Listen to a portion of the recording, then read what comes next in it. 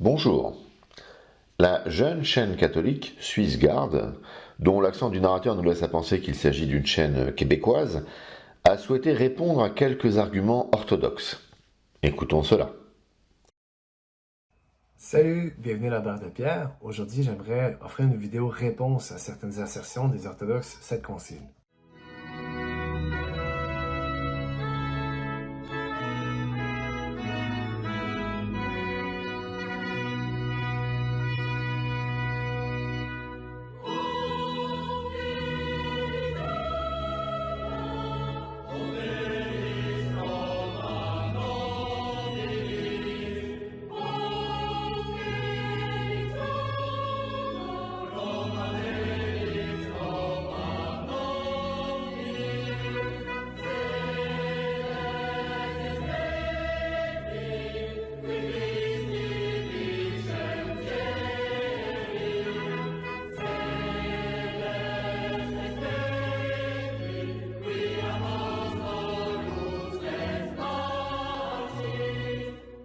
Il y a quelques mois, j'avais vu une vidéo qu'on m'avait envoyée en privé d'une chaîne YouTube assez populaire, orthodoxe 7 conciles.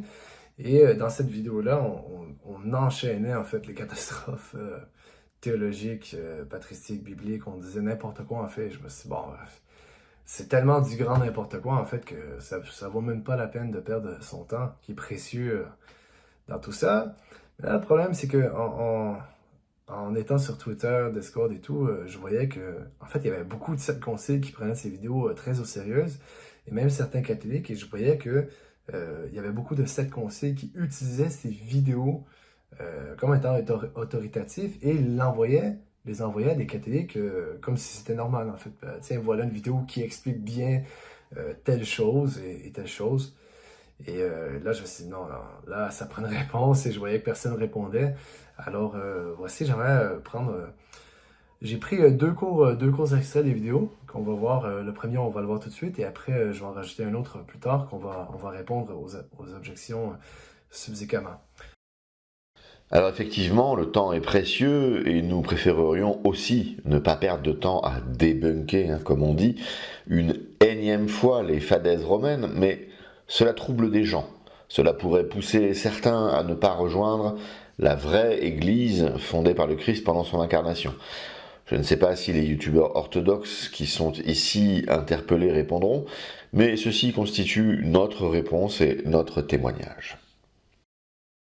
Donc, voici le premier extrait. Voici des preuves tangibles, historiques, que l'apôtre Pierre n'était pas un évêque de Rome. Il n'était pas associé au siège de Rome, à la ville de Rome. Donc là, il y a effectivement quelque chose qui cloche grandement. C'est très grave ce qu'il vient de dire, en fait. Ça peut faire perdre des âmes, que ce soit délibéré ou non. On doit être prudent avec ce qu'on dit. Euh, Maintenant, la raison pour laquelle on les appelle les 7 conciles, c'est qu'ils disent que eux suivent ce que les 7 conciles ont dit et il n'y a plus de conciles réellement orthodoxes après ça ou qui sont œcuméniques, en fait. Pas orthodoxes, mais œcuméniques. Donc, ils suivent les 7 premiers conciles. L'appellation les 7 conciles pour qualifier les orthodoxes est assez originale. Ce que disent les orthodoxes, me semble-t-il, est que l'essentiel de la foi a été dit lors de ces 7 conciles œcuméniques. Mais l'Église n'a pas cessé de s'exprimer après le second concile de Nicée. On pourra citer le concile de Constantinople de 879-880, présidé par saint Photius, avec la condamnation du filioque, qu'on peut considérer œcuménique puisqu'il est demandé par l'empereur, et validé par le patriarche de Rome, Jean VIII. On pourra citer le concile de Constantinople de 1157 concernant l'Eucharistie, le concile des Blachern à Constantinople en 1285, qui réaffirme la condamnation du filioque, le concile palamite de 1351 sur les icasmes et les énergies divines, le concile de Constantinople de 1484 en réaction au brigandage de Florence, le concile de Yash, ou Yazi selon les prononciations, de 1642, contre les propagandes catholiques et protestantes, le concile de Jérusalem de 1672 contre les protestants, le concile de Constantinople de 1691 sur l'Eucharistie et le rejet du terme de transsubstantiation et de sa signification théologique scolastique des catholiques romains. Donc, Nous réduire aux 7 conciles, c'est un peu une méconnaissance du sujet. Ensuite, le youtubeur orthodoxe déclarait que Pierre n'était pas évêque de Rome et qu'il n'était pas associé au siège de la ville de Rome. Le youtubeur catholique romain ne répond pas directement, ne nous donne pas les éléments historiques que l'orthodoxe semble présenter comme preuve de son affirmation, mais va se servir au contraire d'une lettre lue lors du 16e concile œcuménique, lettre qui, elle, affirme le point. Alors avant de voir ce qu'il convient de penser de cette lettre, examinons quelques instants le point concernant Pierre et Rome. Revenons au texte. Saint Irénée, dans son traité contre les hérésies, au livre 3, écrit « Ainsi Matthieu publia-t-il chez les Hébreux, dans leur propre langue, une forme écrite d'évangile, à l'époque où Pierre et Paul évangélisaient Rome et y fondaient l'Église. Après la mort de ces derniers, Marc, le disciple et l'interprète de Pierre, nous transmit lui aussi par écrit ce que prêchait Pierre. De son côté, Luc, le compagnon de Paul, consigna en un livre l'évangile que prêchait celui-ci. Puis Jean, le disciple du Seigneur, celui-là même qui avait reposé sur sa poitrine, publia lui aussi l'évangile tandis qu'il séjournait à Éphèse en Asie. Saint Irénée écrit également, mais comme il serait trop long dans un ouvrage tel que celui-ci d'énumérer les successions de toutes les églises, nous prendrons seulement l'une d'entre elles, l'église très grande, très ancienne et connue de tous, que les deux très glorieux apôtres Pierre et Paul fondèrent et établirent à Rome. En montrant que la tradition qu'elle tient des apôtres et la foi qu'elle annonce aux hommes sont parvenues jusqu'à nous par des successions d'évêques, nous confondrons tous ceux qui, de quelque manière que ce soit, ou par infatuation ou par vaine gloire, ou par aveuglement et erreur doctrinale, constituent des groupements illégitimes. Car avec cette Église, en raison de son origine plus excellente, doit nécessairement s'accorder toute Église, c'est-à-dire les fidèles de partout, elle en qui toujours, au bénéfice de ces gens de partout, a été conservée la tradition qui vient des apôtres. Donc, après avoir fondé et édifié l'Église, les bienheureux apôtres remirent à l'un la charge de l'épiscopat. C'est de ce l'un que Paul fait mention dans les épîtres à Timothée. Anaclet lui succède, après lui, en troisième lieu, à partir des apôtres, l'épiscopat échoit à Clément. Il avait vu les apôtres eux-mêmes et avait été en relation avec eux. Leur prédication résonnait encore à ses oreilles, et leur tradition était encore devant ses yeux. Il n'était d'ailleurs pas le seul, car il restait encore à cette époque beaucoup de gens qui avaient été instruits par les apôtres. Ainsi, notre confrère orthodoxe avait parfaitement raison dans son affirmation. Pierre est présenté comme un apôtre et pas comme un évêque. Le premier évêque, c'est l'un, parfois appelé Linus ou Linos. On remarquera également que saint Irénée ne mentionne pas que Rome est une juridiction universelle, alors que cela était un passage idéal pour cela. Lorsqu'Irénée explique que chacun doit croire ce que croit Rome, il précise que c'est parce que Rome croit ce qu'enseignèrent les apôtres. Ceci n'est pas la même chose que la juridiction universelle. Et ceci n'est vrai que si Rome reste fidèle à la foi des apôtres. C'est bien évident. Si vous dites suivre les 7 premiers conciles, c'est que vous devez suivre les 7 premiers conciles. Vous devez suivre ce qui est dedans. Et là, il y a des choses qui clochent, en fait, quand j'ai lu les actes de Nicée 2 par Father Richard Price. Je me suis rendu compte, attends, il y a des choses, évidemment, il y a toujours des ambiguïtés, hein, parce que, par exemple, c'est un concile, Nicée 2, qui a été appelé pour renverser, si on veut, Hieria, que le pape n'avait jamais voulu signer, qui se voulait œcuménique. Hieria voulait être un concile œcuménique, on l'avait même proclamé comme œcuménique, l'empereur, et là, finalement, ça ne marchait pas. Il y a beaucoup de moines qui ont dit, attends, là, on va contre la tradition réellement, et on doit rétablir la vérité. Et bon, et là, l'impératrice Irène, qui gère l'Empire pour son fils Constantin VI, vont écrire au pape de Rome et lui demander d'appeler un concile œcuménique par rapport à ça pour la paix dans l'Empire. Et Adrien va répondre avec une lettre assez intéressante où il va dire, en fait, on n'a pas besoin de concile œcuménique. Et ça, c'est très intéressant, très intéressant. Il va répondre avec ce que la tradition dit. Il va répondre avec la foi de Rome et celle qui est orthodoxe, qui a toujours été orthodoxe, et vous devez suivre cette foi. Tout ce que vous avez à faire, c'est accepter la lettre et rendez-la publique et faites-lui prendre son effet. Donc, dites on doit suivre cette lettre-là, et comme tout le monde te suit, chère impératrice, tout le monde va retrouver l'orthodoxie. Si je peux synthétiser ce que nous dit ici le youtubeur catholique romain, je pourrais dire: les conciles œcuméniques sont inutiles, il suffit d'imiter Rome dans la foi. Mais alors, pourquoi Constantin a convoqué le concile de Nicée en 325 ? Il suffisait d'imiter le pape Sylvestre Ier dans la foi. Pourquoi donc Constantin a demandé à Ursus de Cordoue de présider un concile à Nicée ? Pourquoi Théodose, en 381, convoque un concile à Constantinople ? Théodose aurait dû dire: mais imitez le saint pape Damas dans la foi. De même pour Éphèse, rendu inutile par la foi du pape Célestin. Chalcédoine en 451, une perte de temps pour tous, puisqu'il suffit de suivre le bon pape Léon dans la foi. Et pourquoi le pape Vigile a-t-il accepté de participer au second concile de Constantinople en 553 ? Une lettre suffisait.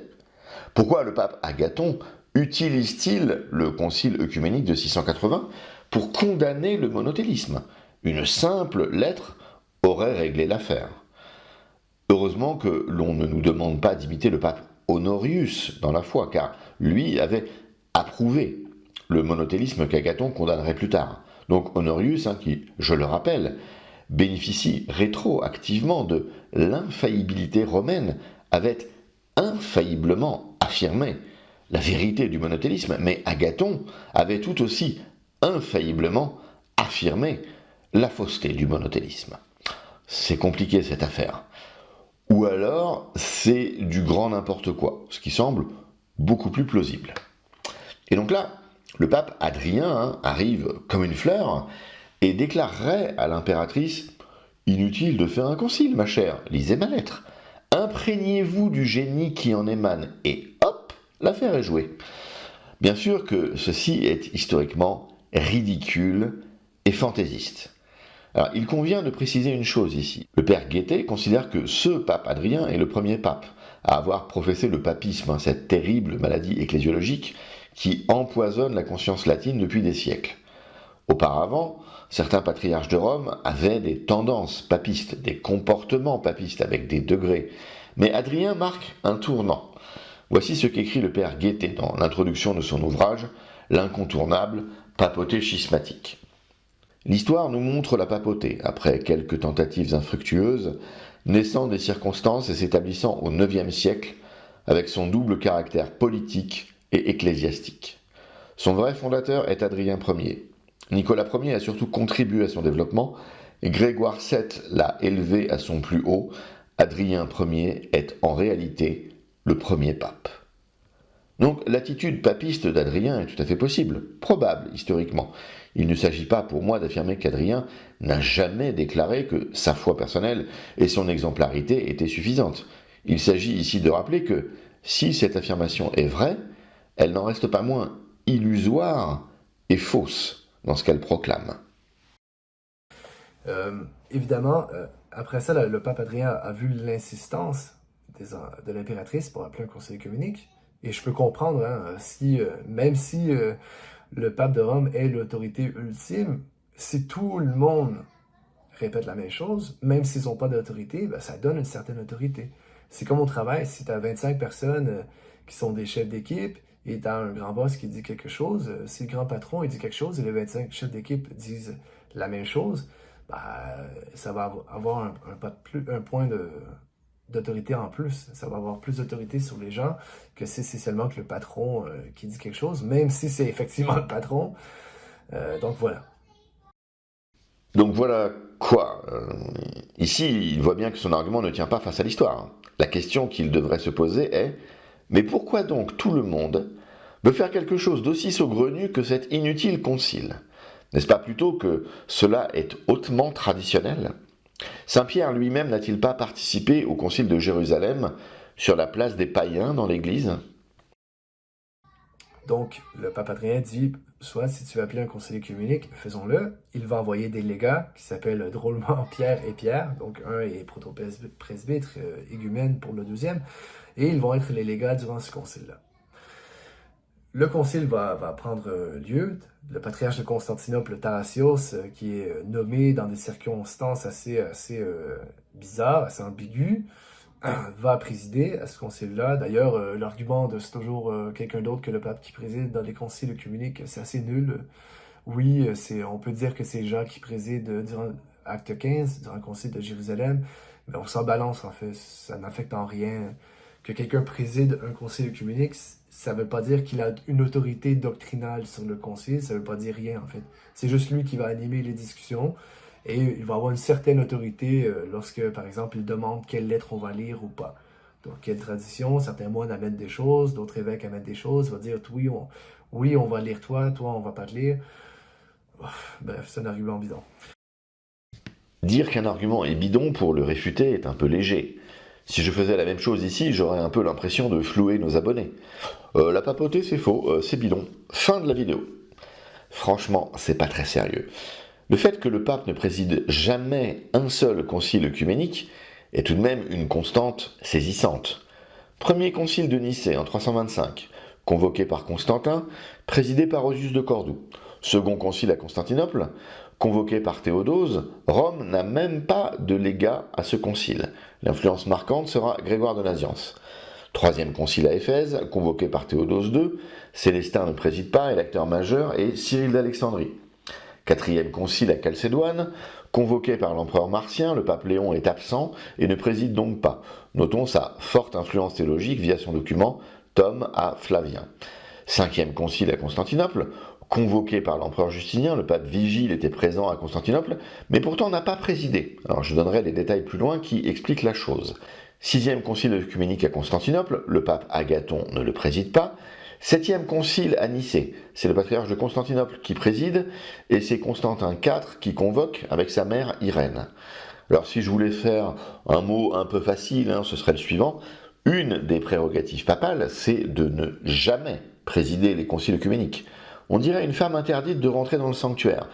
Mais c'est un mot facile, donc je m'abstiens. Tout à l'heure, le youtubeur a pris une métaphore du monde professionnel. Vous connaissez beaucoup de conseils d'administration où ce n'est pas le patron qui dirige. Président et présidé ont-ils un lien? Dans l'armée, ce sont les lieutenants qui parlent et les généraux qui se taisent? Bon, allons au sujet. Dans la lettre que le pape Adrien va écrire à l'impératrice Irène et à Constantin VI, on voit des choses très intéressantes et je vous lis un extrait tout de suite. Si en outre, suivant les traditions de la foi orthodoxe, donc là il va dire quelle est la foi orthodoxe, vous adhérez au jugement de l'Église du bienheureux Pierre, prince des apôtres, et si comme les saints empereurs vos prédécesseurs l'ont fait autrefois, vous la vénérez avec honneur et aimez son vicaire du plus profond de votre cœur, ou plutôt, si votre gouvernement accordé par Dieu suit leur foi orthodoxe conformément à notre sainte Église romaine, le prince des apôtres, à qui le Seigneur Dieu a donné le pouvoir de lier et de délier les péchés dans le ciel et sur la terre, sera toujours votre protecteur et mettra sous vos pieds toutes les nations barbares en vous présentant partout comme des vainqueurs. On arrive ici à l'argument central de toute la vidéo catholique romaine. Il s'agit de prendre ce qui est dit dans une lettre qui fut adressée par Adrien à Irène et Constantin IV et qui fut lue lors de la deuxième session du concile œcuménique de Nicée et qui fut, nous disent les historiens de l'Église, acceptée par toute l'Assemblée. Et comme on va le constater, cette lettre a un contenu papiste indéniable, tout à fait étranger à la vision orthodoxe synodale de l'Église, lui substituant une vision pyramidale romaine que nous connaissons bien depuis un millénaire. Et l'argument de la vidéo que nous réfutons est donc le suivant. Si dans un concile œcuménique, donc avec l'autorité suprême dans la vision orthodoxe, un document établit clairement l'ecclésiologie qui sera affirmée plus tard au concile romain Vatican I, alors vous autres orthodoxes, si vous voulez être cohérents avec ce que vous affirmez, à savoir votre obéissance aux 7 conciles œcuméniques, eh bien vous devez accepter la vision romaine de l'Église, car celle-ci est conciliaire. L'argument est habile. Mais ce qu'on ne nous dit pas ici est que pour certains historiens, la lettre fut jugée illisible en l'état et expurgée des passages en question, et que ne fut conservée que la partie acceptable et relative à la validité des icônes. Car Je le rappelle, le sujet du concile œcuménique en question était principalement la validité des icônes, et certainement pas l'ecclésiologie et la vision romaine de celle-ci. Et cela, le youtubeur catholique se garde bien de nous le dire, de façon à ce que tout un chacun ait tous les éléments pour faire un choix éclairé. Il existe, par exemple, de nombreuses différences entre la version grecque et la version latine, qui laissent justement à penser à un retravail ultérieur, qui jette tout un doute sur le document qui fut réellement lu à Nicée en 787. L'honnêteté commandait de le préciser. Nous étudierons plus loin les différences entre les textes grecs et latins. Nous verrons les positions de chacun, c'est-à-dire que nous donnerons les éléments qui sont cachés dans cette vidéo, car nous restons persuadés que la vérité rend libre. Avant d'avancer dans le texte, je trouve également intéressant de commenter ce que dit celui-ci. Bon, ici, à part l'expression vicaire qui sonne terriblement catholique romain, rien n'est faux. C'est simplement exclusivement centré sur Rome. C'est cela le souci. Mais effectivement, suivre la foi romaine lorsqu'elle est orthodoxe, c'est bien évidemment ce qu'il faut faire. Mais de la même façon, suivre la foi de n'importe quel siège, lorsque la foi y est véritablement orthodoxe, c'est aussi ce qu'il faut faire. L'expression « l'église du bienheureux Pierre » est un peu maladroite. Irénée nous a montré que Pierre l'avait fondée avec Paul. Mais ce n'est pas l'église de Pierre, c'est l'église du Christ. Et le Christ a effectivement donné le pouvoir de lier et délier à Pierre. Mais il l'a également donné aux autres apôtres, tel que le rapporte l'Évangile selon saint Matthieu. Car l'autorité sacrée, on ne dit pas que ça vient des conciles, on dit que cette autorité-là est sacrée, donc est divine, révèle les marques de sa dignité, en parlant de Pierre, et la vénération que tous les fidèles du monde entier doivent porter à son siège suprême. En effet, le Seigneur l'a désigné comme prince sur tous, en tant que porteur des clés du royaume des cieux, et il l'a honoré du privilège par lequel les clés du royaume des cieux lui ont été confiées.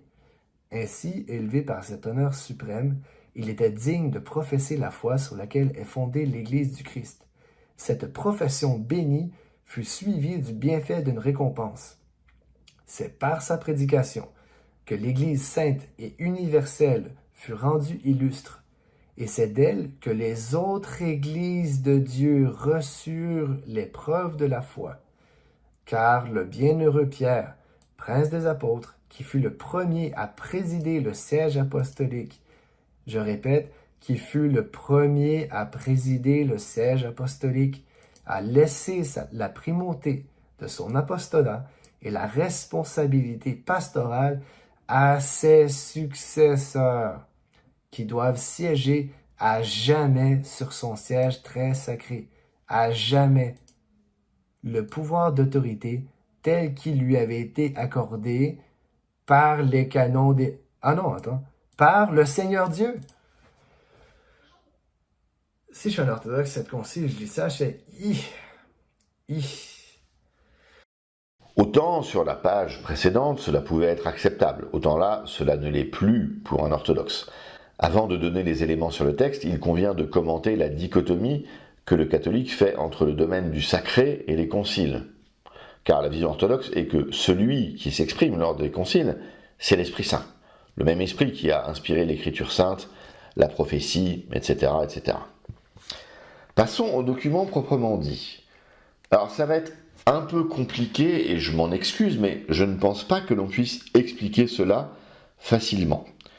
Le pape Adrien n'est pas venu en personne à Nicée pour le concile. Il a envoyé 2 légats pour le représenter. Et il a envoyé 2 lettres.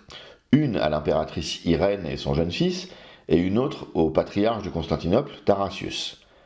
Adrien a écrit ces 2 lettres en latin. Elles furent lues lors de la seconde session du concile.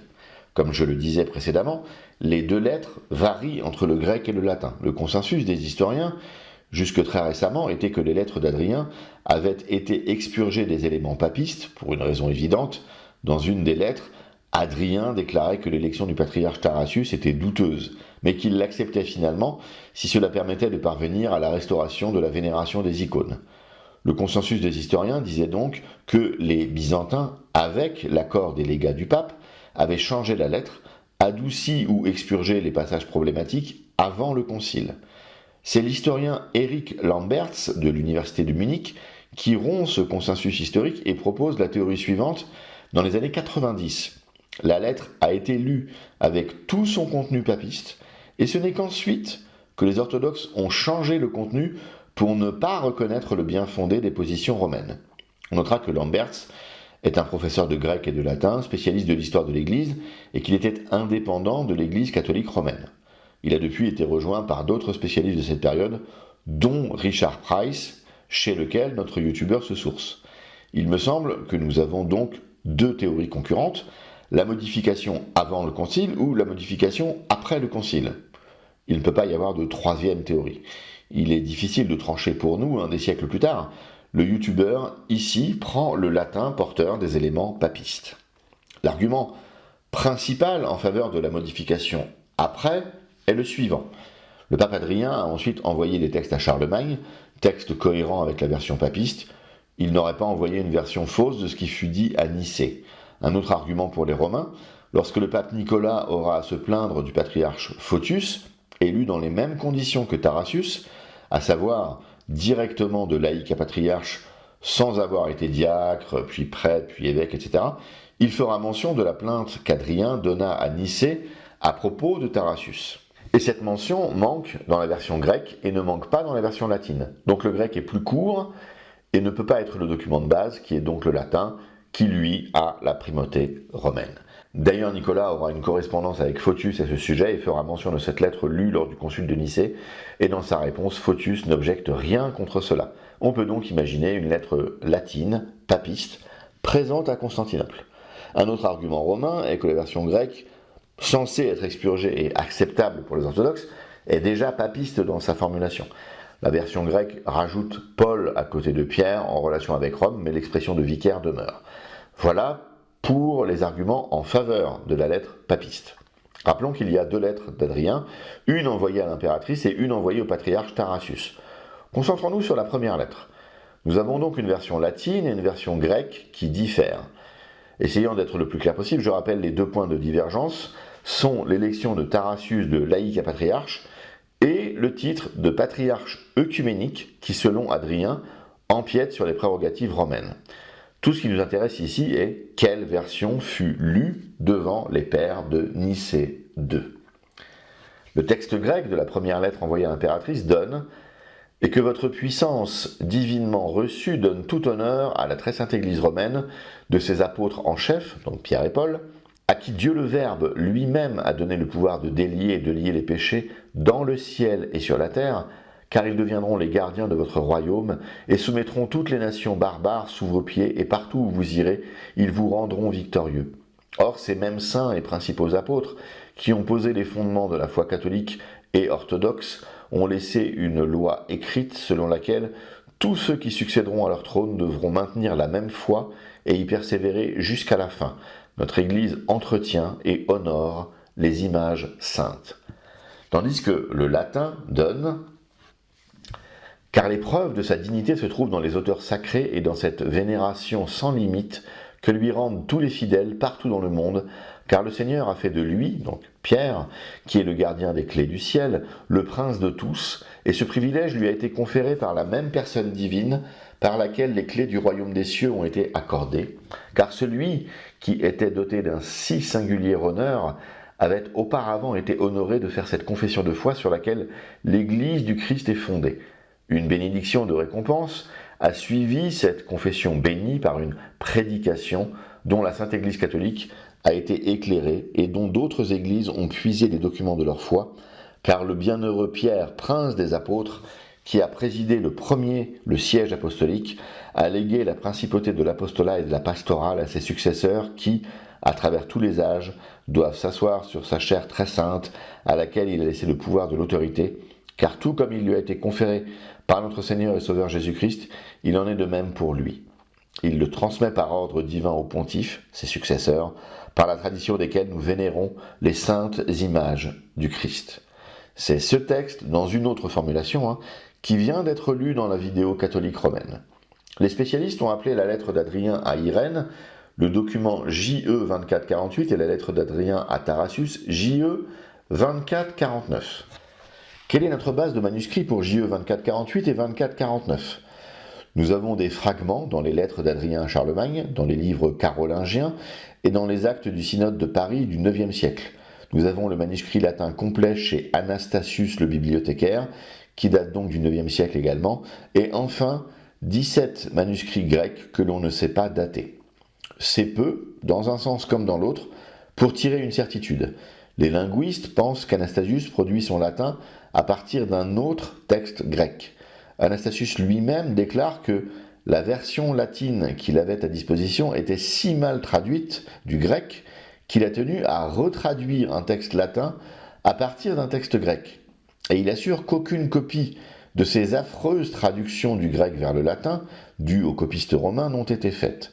Ce que nous dit Anastasius, c'est donc que le grec est fiable, mais que le latin est douteux, c'est-à-dire le contraire de la théorie de Lambertz. Lambertz et ses partisans disent que le grec n'est pas fiable et que le latin est fiable. Ils disent ceci au XXe siècle. Anastasius parle au IXe siècle et dit l'inverse. Certains l'ont même accusé d'être le faussaire de la modification après. Or, Anastasius lui-même semble plutôt avoir cherché à comprendre ces différences au lieu de les provoquer. Il essaye de voir si elles datent de l'époque de Nicée II ou de l'époque de l'élection de Photius concernant les lettres du pape Nicolas. Cela ne ressemble pas trop à une attitude de faussaire. D'ailleurs, il serait bon de présenter Anastasius. Il s'agit d'un homme d'église romain, un grand érudit, un spécialiste du grec, et qui a permis à l'Occident de rester en contact avec toute la pensée théologique émise en grec.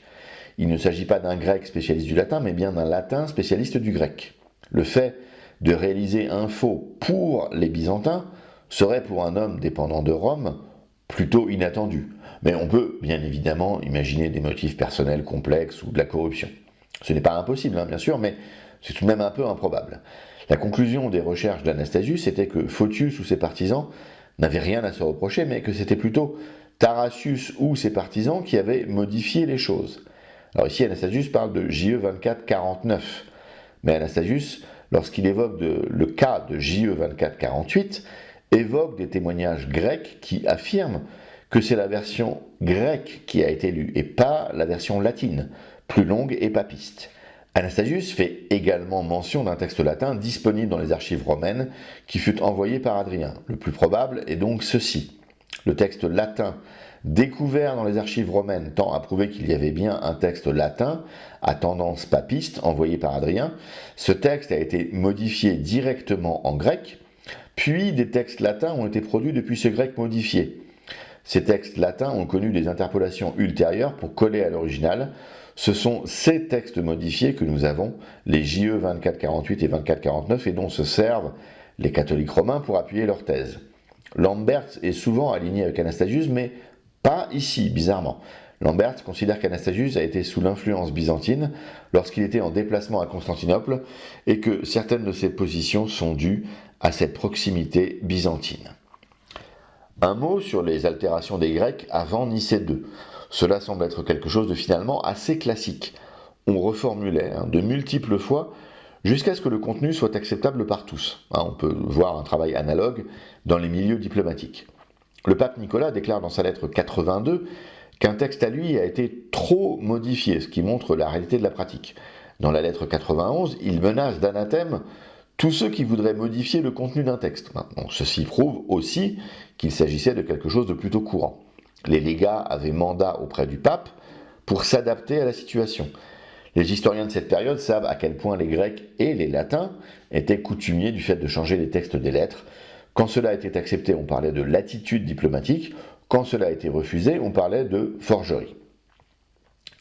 On pourra d'ailleurs noter que cet Anastasius n'a pas un penchant pro-byzantin. Pour les actes du concile de 869-870, il affirme qu'il y a une manipulation des Grecs. Mais il n'affirme pas ceci pour Nicée II. Un mot sur Richard Price, l'auteur sur lequel se base le youtubeur. Price considère que les 7 premières sessions de Constantinople III sont des fictions littéraires. Ce youtubeur nous appelle au sérieux sur les conciles en s'appuyant sur des gens qui ont un rapport pour le moins bizarre au concile de l'Église. Price est prêtre catholique, d'après les images de lui disponibles en ligne.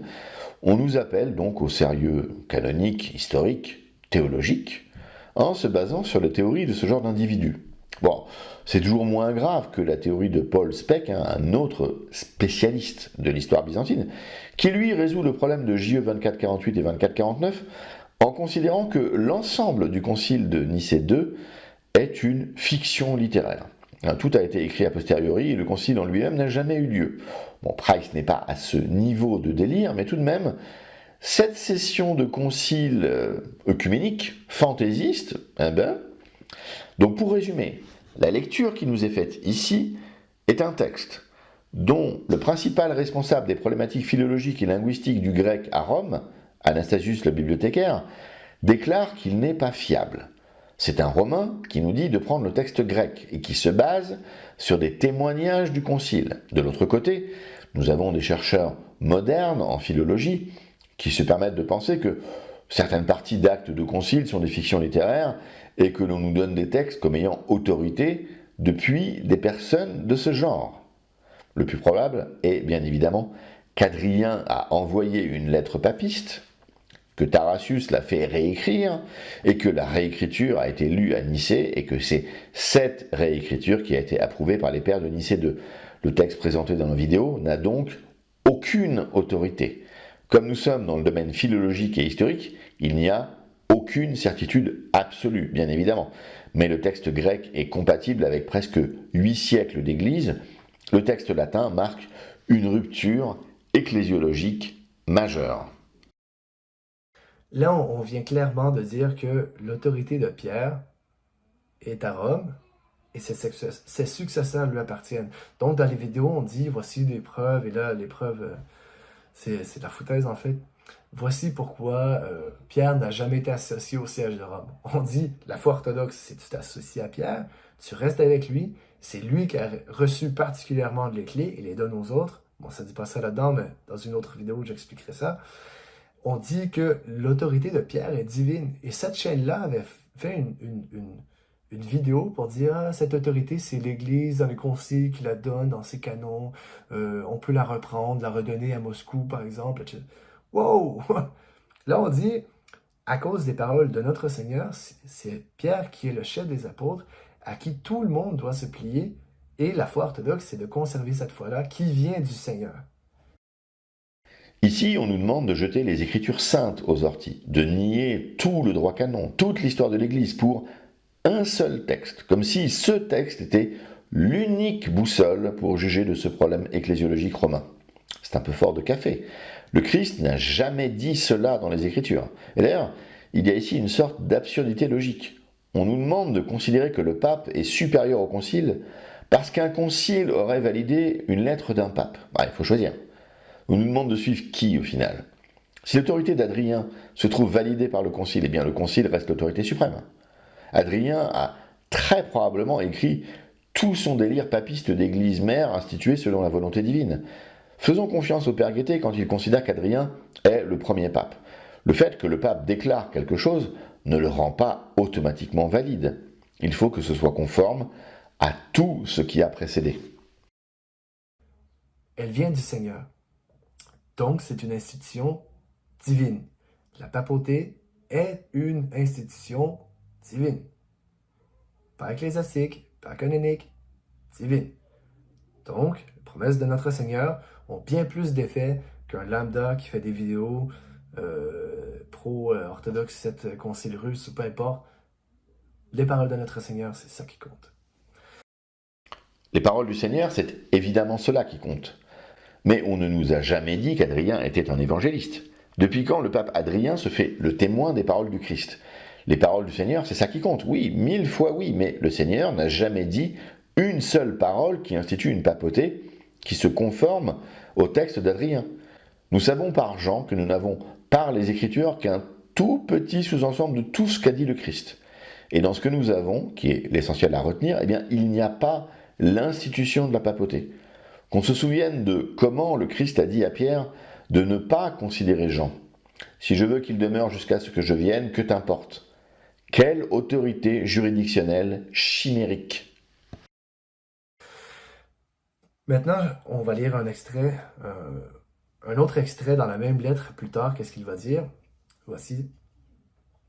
Je vous prie, vous supplie, et vous implore devant Dieu de donner des ordres dans la ville impériale protégée par Dieu et dans les autres régions de Grèce pour que ces images très sacrées soient restaurées et confirmées dans leur ancienne dignité, et d'observer la tradition de notre sacro-sainte Église romaine, de rejeter et de repousser les sophismes des malfaiteurs et des hérétiques, afin que vous puissiez être reçus dans les bras de notre sainte Église catholique, apostolique et romaine, irréprochable.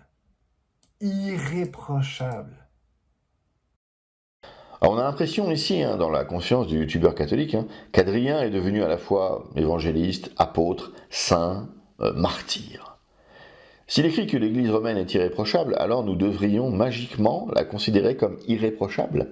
Mais par quel stratagème ? Surtout que l'histoire, une fois de plus, vient nous donner les exemples du caractère non irréprochable de l'Église de Rome. Et il ne s'agit pas ici de dénigrer l'Église romaine. Elle a, comme toute Église à cette époque, des saints et des martyrs, mais aussi des hérétiques. Ce n'est pas noir ou blanc, mais bien évidemment des nuances de gris, selon les épreuves et les époques. Prenons l'exemple le plus connu, le pape Honorius, pape qui valida l'hérésie monothénite qui sera condamnée plus tard. Rome ne peut pas prétendre à être irréprochable, ne serait-ce qu'à cause de cet Honorius. Là, irréprochable, ça veut dire qu'on ne peut pas rien lui reprocher. Certains vont dire, ah oui, mais c'était en ce moment parce que c'était la seule qui avait gardé la foi orthodoxe de tous les patriarcats, etc. Bon. Voici une étude pourquoi tel père de l'Église ont dit ça. Regarde. Elle est irréprochable parce que c'est une promesse de notre Seigneur et ça va toujours être le cas. Et c'est ça la foi orthodoxe en fait. Suivre les délires d'Adrien dans une lettre, ce n'est pas la définition de la foi orthodoxe. Vous remarquerez qu'il n'est pas fait mention de la Trinité, de l'incarnation, de la rédemption, de tout ce qui fait le cœur de la foi orthodoxe. Ici, l'orthodoxie est réduite à croire que le Christ a institué Rome tel que Adrien voit Rome. C'est tellement loin de ce qui définit l'orthodoxie que le credo de Nicée-Constantinople ne parle absolument pas de cela. Si c'était le cœur des choses, le credo, texte qui synthétise les éléments de foi principaux, aurait dû en parler. Il n'en parle pas. CQFD. Maintenant, ici, le commentaire, le traducteur a dit quelque chose d'assez intéressant. Il a marqué un astérix, il a dit ça. L'implication ici est que, jusqu'à ce qu'ils condamnent publiquement l'iconoclasme, ils ne font pas partie de la Sainte Église du Christ, comme noté par De Vries le scolastique. Donc là, Rome est en train de dire, vous êtes en schisme, faites ce qu'on vous dit ici, restaurez les images, et là on vous reprend dans la communion. Donc c'est quand même assez intéressant. C'est vrai que ça ne parle pas nécessairement d'un schisme par rapport à Rome comme tel, mais c'est quand même un ordre que Rome donne à Constantinople par rapport à l'orthodoxie, ce qui est assez intéressant. Ceci n'a rien à voir avec la primauté romaine. Il est bien évident que quelqu'un professant une hérésie se doit de cesser cela et d'être en communion avec celui qui professe l'orthodoxie. Ceci est vrai pour n'importe quel patriarcat. La situation à l'époque était que les patriarcats orientaux étaient tombés dans l'iconoclasme, ce qui est une position hérétique, et Rome étant iconodule, c'est-à-dire professant la vénération des images, devait être suivi sur ce point. Donc un siège avec un positionnement orthodoxe appelait les sièges au positionnement déviant à revenir dans le droit chemin. Cela ne se fait pas au nom de la primauté. Cela se fait au nom de l'orthodoxie de la doctrine. Car le problème de cette primauté, et on le verra un peu plus loin dans la vidéo, est que maintenant Rome professe des hérésies. On ne peut donc pas sérieusement être en communion avec elle. Maintenant, il va y avoir deux lettres. Okay? Ça, c'était la première. La deuxième, ça va être au patriarche de Constantinople, Tarasios, qui, comme j'avais souligné, avait été nommé dans des conditions assez ambiguës. Cette deuxième lettre, certains sept conciles vont dire non, elle n'est pas authentique, blablabla. On suspecte que ça part de Photius, mais on va la lire, et après je vais vous dire pourquoi elle est authentique en fait, 100% dans ce qu'on dit. Donc voici un extrait. Que toutes les mauvaises herbes soient déracinées de l'Église et que s'accomplisse la parole de notre Seigneur Jésus-Christ. Les portes de l'enfer ne prévaudront pas contre elle. Et tu es pierre, et sur cette pierre je bâtirai mon Église. Je te donnerai les clés du royaume des cieux. Tout ce que tu lieras sur la terre sera lié dans les cieux, et tout ce que tu délieras sur la terre sera délié dans les cieux. Son siège rayonne comme une primauté dans le monde entier, et il est le chef de toutes les églises de Dieu. Je ne pense pas qu'on parle du siège de Moscou ici. C'est pourquoi l'apôtre Pierre, le bienheureux Pierre, paissant l'Église sur l'ordre du Seigneur, la primauté de Pierre vient du Seigneur, n'a rien laissé à l'abandon, mais il soutient et a toujours soutenu son autorité. C'est-à-dire que Pierre est toujours en train d'agir à travers son siège, exactement comme on dit dans les conciles précédents.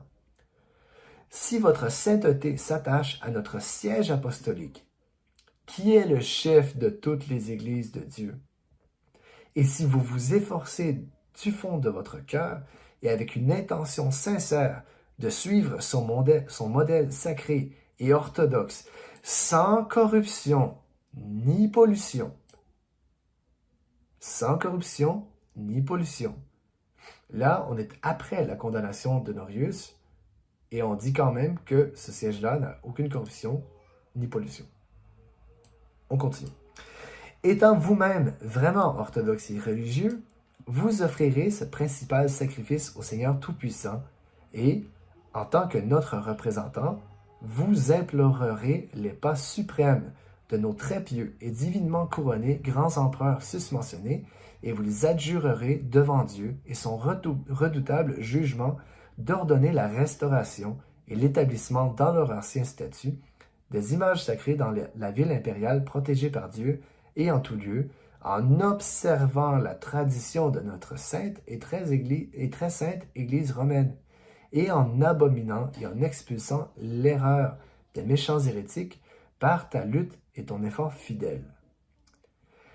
On continue, plus loin.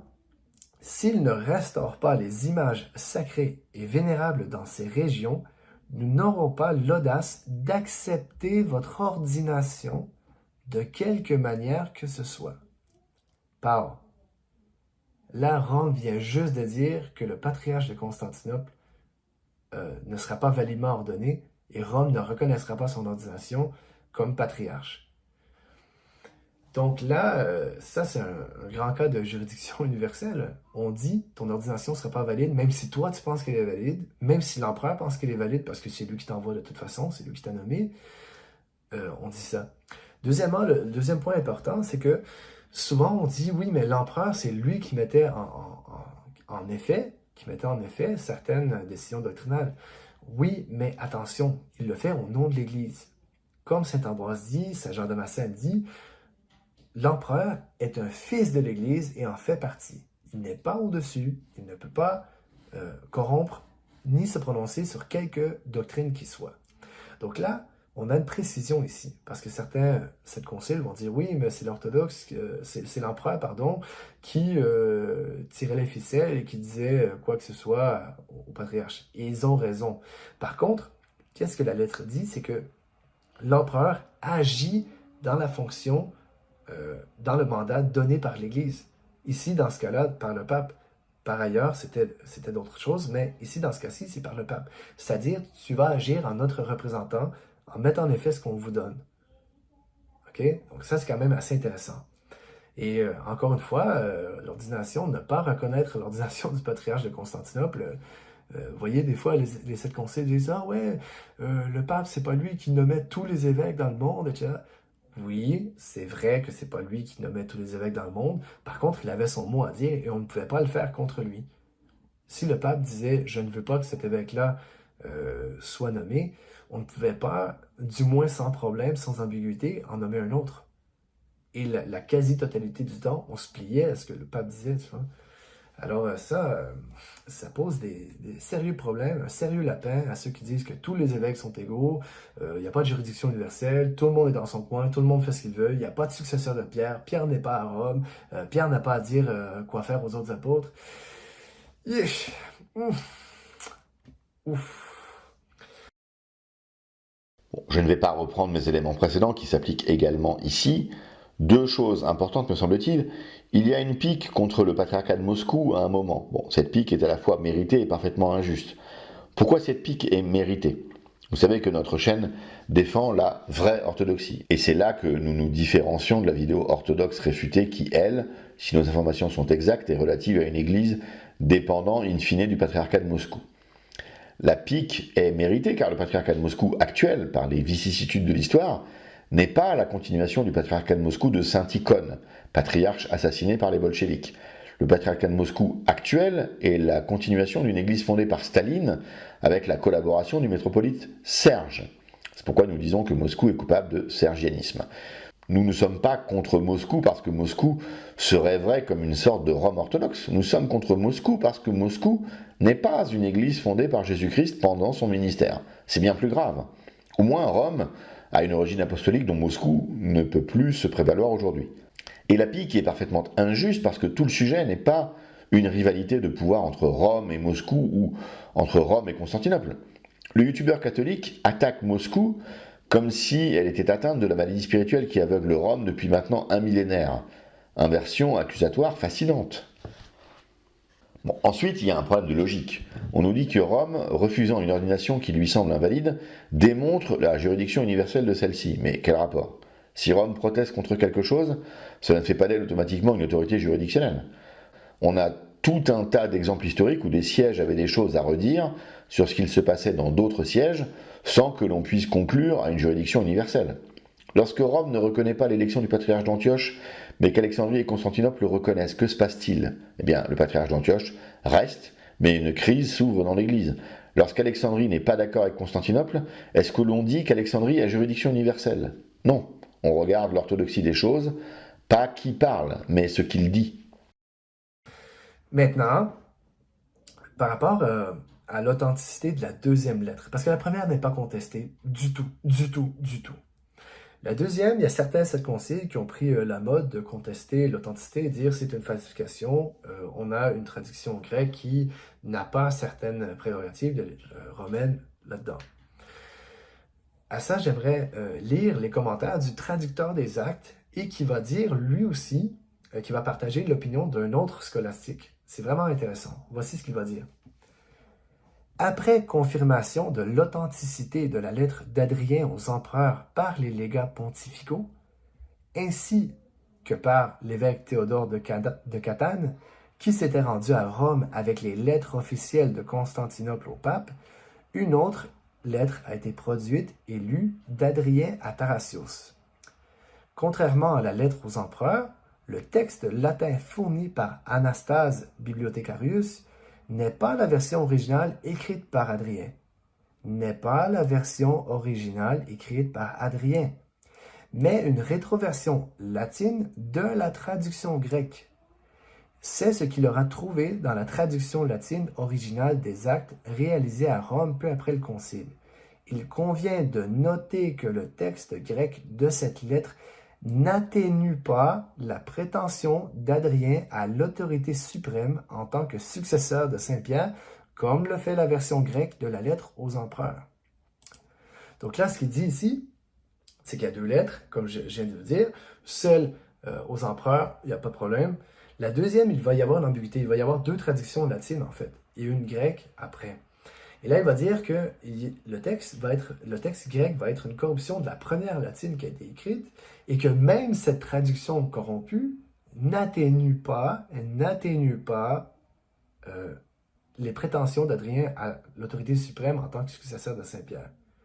Donc, même si vous dites elle n'est pas authentique, même si les sept conciles disent cette lettre-là n'est pas authentique, même la traduction falsifiée que vous avez offert après pour faire vos magouilles, même ça, c'est encore trop papiste pour vous. C'est ça que le traducteur du concile va dire. Et là, il va citer un autre scolastique qui va avoir une position très intéressante aussi, Lambers. Donc voici.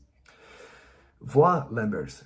Le fait que le texte d'Anastase soit une rétroversion du grec ressort clairement de plusieurs indications, y compris des citations du latin original dans d'autres sources latines. Comme l'observe Lambers, qui ajoute qu'il s'agit là d'une raison de dater cette édulcoration des revendications papales dans le texte grec de la lettre aux empereurs bien après le concile. Bien après le concile. Bien après le concile. Lorsqu'il était utilisé comme un document distinct, car si le changement avait été effectué dans la première édition des actes, il l'aurait certainement été dans les deux lettres. Donc là, ce qu'on dit finalement, c'est que les deux lettres sont parfaitement authentiques, telles que traduites et telles que comprises par les latins et les grecs durant le concile. Il y a une traduction grecque subséquente au concile qui vient bien après le concile qu'on a fait ce qu'on appelle une forgerie. C'est une invention, c'est une falsification, car on a essayé de minimiser ce que le Saint Concile de Nicée II a approuvé. Mais c'est tellement maladroit que c'est mal fait, et même cette falsification-là est encore trop papiste pour les 7 conciles. Ça pose un problème. Alors, ce qui pose un problème, c'est d'affirmer que la première lettre n'est pas contestée par personne. Elle est contestée au moins par le fameux Anastasius. Ça mériterait d'être précisé pour que les gens puissent se faire une opinion éclairée. Là, on a une manipulation assez lamentable. Une vidéo honnête aurait parlé des 2 moments possibles de modification des lettres, avant le concile ou après le concile. Ici, on nous dit qu'il n'existe que la version après le concile. Ça pose un problème sur l'honnêteté de la démarche. Ensuite, on nous dit que le texte grec est tout de même papiste. Donc là, on nous dit que les faussaires grecs étaient des idiots, car en voulant supprimer les prétentions papistes, ils l'ont mal fait et ont quand même laissé des éléments suffisamment papistes pour que l'on puisse s'apercevoir du bien fondé de la papauté. Bon, on appréciera au passage une belle inversion accusatoire sur les forgeries, car la papauté s'est fait une spécialité de ce genre de pratique. Je ne citerai que la fameuse donation de Constantin, faux du 8e siècle. Le grec est quand même papiste, nous dit-on, mais bizarrement, il ne le produit pas. Bon, alors le voici. Je l'ai donné plus haut, mais je le redonne. Et que votre puissance divinement reçue donne tout honneur à la très sainte Église romaine de ses apôtres en chef, donc Pierre et Paul, à qui Dieu le Verbe lui-même a donné le pouvoir de délier et de lier les péchés dans le ciel et sur la terre, car ils deviendront les gardiens de votre royaume, et soumettront toutes les nations barbares sous vos pieds, et partout où vous irez, ils vous rendront victorieux. Or, ces mêmes saints et principaux apôtres qui ont posé les fondements de la foi catholique et orthodoxe ont laissé une loi écrite, selon laquelle tous ceux qui succéderont à leur trône doivent maintenir la même foi et y persévérer jusqu'à la fin. Notre Église entretient et honore les images saintes. Il n'y a rien de papiste dans ce texte. Adrien demande au pouvoir impérial de reconnaître l'orthodoxie de Rome et de l'honorer de façon adéquate. Ça n'est pas du papisme, ça. Bref, et là, je comprends qu'un 7 concile pourrait dire oui, mais ça, c'est simplement 2 lettres. C'est simplement 2 lettres que le pape lui-même a écrites. Mais ça ne veut pas dire que les Grecs l'ont accepté, ça ne veut pas dire que les Grecs étaient d'accord, etc., etc. Et ça, je comprends, et c'est un argument légitime. Mais on va voir d'autres choses. Et il y a d'autres choses à dire là-dessus. On va voir quelle est la réponse des légats et puis du patriarche de Constantinople. Qu'est-ce qu'il va dire à tout ça?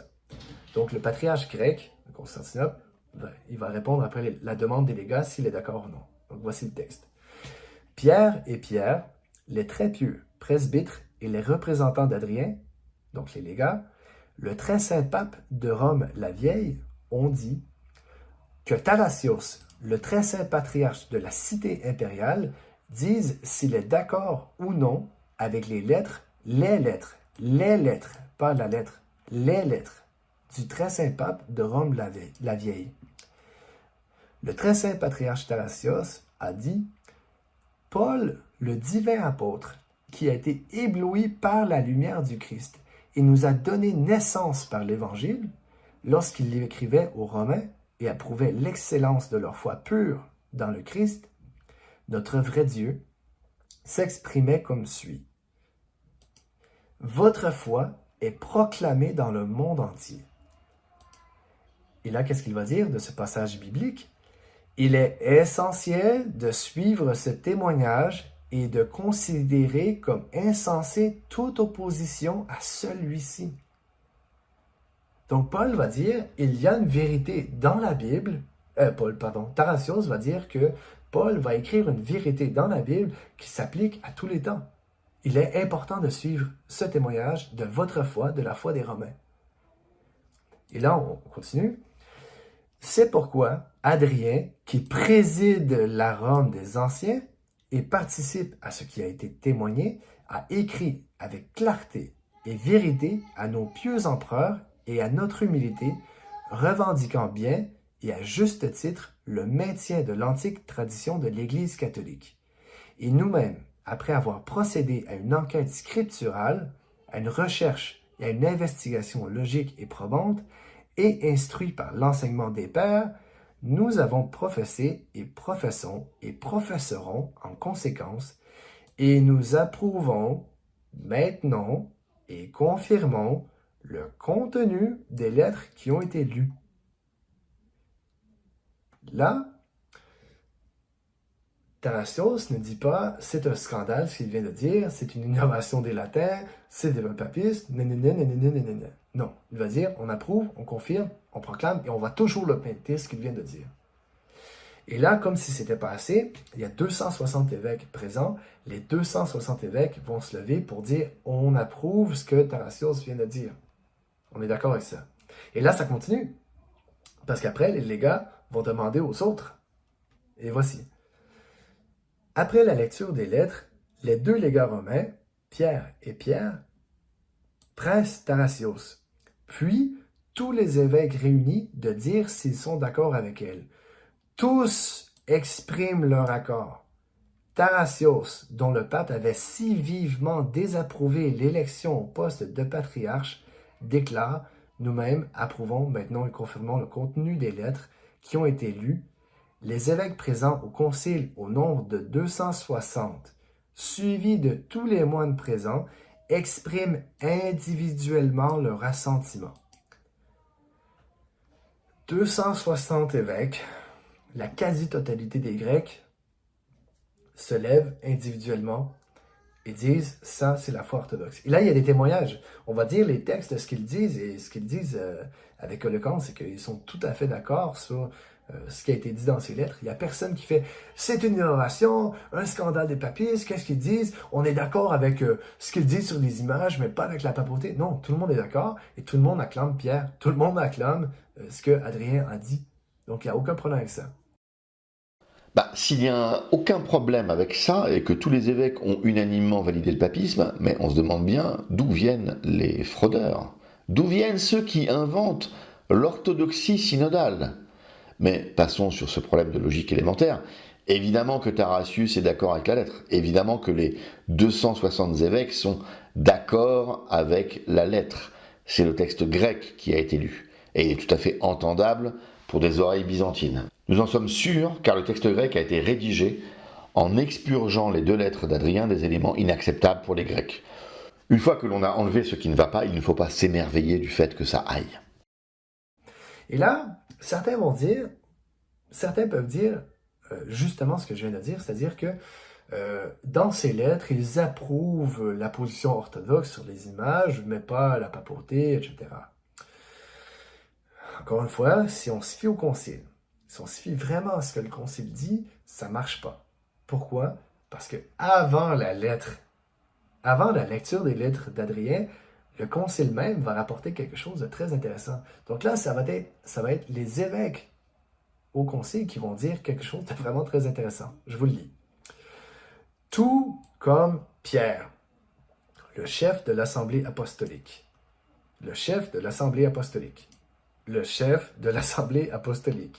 a frappé la folie servile et coupé avec son épée l'organe de l'ouïe juive, levé la hache de l'esprit.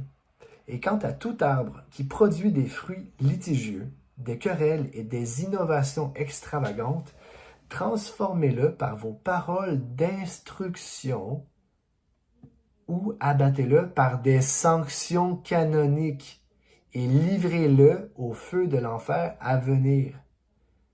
Abattez-le par des sanctions canoniques et livrez-le au feu de l'enfer à venir, afin que la paix de l'esprit protège dans son intégralité le corps de l'Église uni, maintenu et fortifié par la tradition des pères, et que l'état de tout notre État romain soit apaisé par la sérénité de la foi. Nous avons reçu les lettres envoyées par Adrien, le très saint pape de Rome la plus ancienne, par l'intermédiaire de ses représentants Pierre, le proto-presbytre bien-aimé de Dieu, et Pierre, le presbytre et égémon bien-aimé de Dieu, qui sont assis avec vous, et nous donnons l'ordre selon la procédure conciliaire, qu'elle soit lue à l'audience de tous. Donc, avant la lecture des lettres de l'évêque de Rome, à l'empereur et l'impératrice et à Tarasios, le concile même va dire c'est Pierre qui est dans la fonction, c'est Adrien, pardon, qui est dans la fonction de Pierre, qui va donner une sanction canonique. Et on va suivre ce qu'il va dire dans ces lettres-là. Donc là, écoutez, l'étau se resserre. Il s'agit donc ici du discours tenu par les évêques pour inviter les deux légats du pape à lire les deux lettres en question dont nous parlons depuis le début de la vidéo. Le youtubeur catholique insiste lourdement sur l'expression « Pierre, chef de l'Assemblée apostolique », qui, si l'on regarde le grec, a de grandes chances de correspondre à l'expression liturgique classique « Pierre, coryphée des apôtres ». Bon, cette expression, on peut la répéter des milliers de fois qu'elle ne permettrait toujours pas d'instituer l'autorité juridictionnelle des évêques romains successeurs de l'un, premier évêque de Rome, institué par Pierre et Paul. En disant « Pierre, coryphée des apôtres », on met en avant la dimension que Pierre avait dans le groupe, une fonction quelque part entre chef et porte-parole. L'Écriture ne nous permet pas de considérer absolue cette autorité pétrinienne. On le voit avec Jean, on le voit avec Jacques et on le voit avec Paul. Il suffit d'ouvrir sa Bible. Mais disons un instant que Pierre était vraiment le patron absolu. Pourquoi donc une personne instituée par lui à Rome aurait plus d'autorité qu'une personne instituée par lui à Antioche? Et que faire de Marc, son fidèle disciple, qui fut le chef de la communauté chrétienne à Alexandrie, dont il est le fondateur et le premier évêque? Pourquoi est-ce que les disciples romains de Pierre ont davantage de poids que les disciples non romains de Pierre? Le patriarche d'Antioche et le patriarche d'Alexandrie ont tout à fait la possibilité de demander ce même pouvoir, si vraiment l'autorité pétrinienne se transmet. Quelle est donc cette autorité qui ne se transmet qu'à Rome? Ici, l'étau du bon sens se resserre sur le catholicisme romain. Fable scabreuse et mensongère, vraie maladie spirituelle. Et là, on peut dire encore, oui, mais c'est pas dans les canons, c'est simplement dans les actes. Ben, oui et non. Oui et non, parce que c'est faux qu'il y a seulement ce qui est dans les canons d'un concile œcuménique qui est considéré comme la foi. Hein? Il y a des choses qui sont hyper importantes qui ne sont pas dans les canons d'un concile œcuménique qu'on considère comme très valables. Je sais pas, peut-être je dis ça, mais chez les orthodoxes, cette concile, qu'est-ce qu'il y a? Tu vois, la distinction essence-énergie, c'est pas dans aucun canon de aucun concile œcuménique, pourtant ils y tiennent mordicus. Donc il y a d'autres choses. Et là, ce que j'aimerais dire, c'est que l'Église ne peut pas errer. Et les 7 conciles seront d'accord avec ça. L'Église ne peut errer. La vraie Église catholique orthodoxe ne peut errer. Donc si on a 260 évêques, incluant le patriarche de Constantinople, le patriarche de Rome, des pseudo-légats des orientaux, mais ils sont là. Si on a l'Église entière, en fait, qui est là et qui disent la vraie foi orthodoxe, c'est de suivre la Sainte Église romaine qui va nous donner des sanctions canoniques pour nous dire qu'est-ce qu'on doit suivre, et que celui qui ne l'écoute pas, qu'il soit jeté dans le feu à venir, qu'il soit coupé de l'Église, l'Église ne peut errer. On n'aurait pas pu, l'Église entière, tous les sièges de la pentarchie incluse, n'aurait pas pu errer. On pourrait dire 4 des 5, mais pas 5 des 5, avec 260 évêques et la quasi-totalité des évêques à l'époque. On n'a pas pu errer. Donc si on dit ça c'est la vraie foi orthodoxe et que tout le monde est d'accord, ben, c'est que ça c'est la vraie foi orthodoxe. Rome n'a jamais erré, Pierre préside dans son siège, et ce qu'on dit dans les vidéos, c'est un mensonge. C'est un mensonge pur et dur. Et là, on a dit aussi tout à l'heure que ce siège-là était irréprochable. Et là, dans la vidéo qu'on va voir à l'instant, on va dire que c'est Nicolas I qui a inventé ça plus tard, avec Photius, voici. En ce qui concerne l'Église de Rome, sa contamination forte par cet enseignement s'est effectuée sous le pape Nicolas Ier au IXe siècle. Selon Nicolas Ier, le pape doit avoir le pouvoir absolu de juridiction répandu sur tout le monde, sans être jugé par personne. Donc le pape peut juger tout le monde sans être jugé par personne. Évidemment, on pourrait ajouter plein de choses à ça. On pourrait ajouter ce que les pères de l'Église ont dit par rapport à l'impossibilité de juger le siège de Rome, hein, par l'évêque de Rome post-mortem une fois qu'il est mort. Mais le siège de Rome, on pourrait en rajouter à l'infini. Tout à fait d'accord sur le point de dire que la totalité de ce qui doit être cru pour se prévaloir d'être orthodoxe, et donc dans l'Église, n'est pas dans les canons.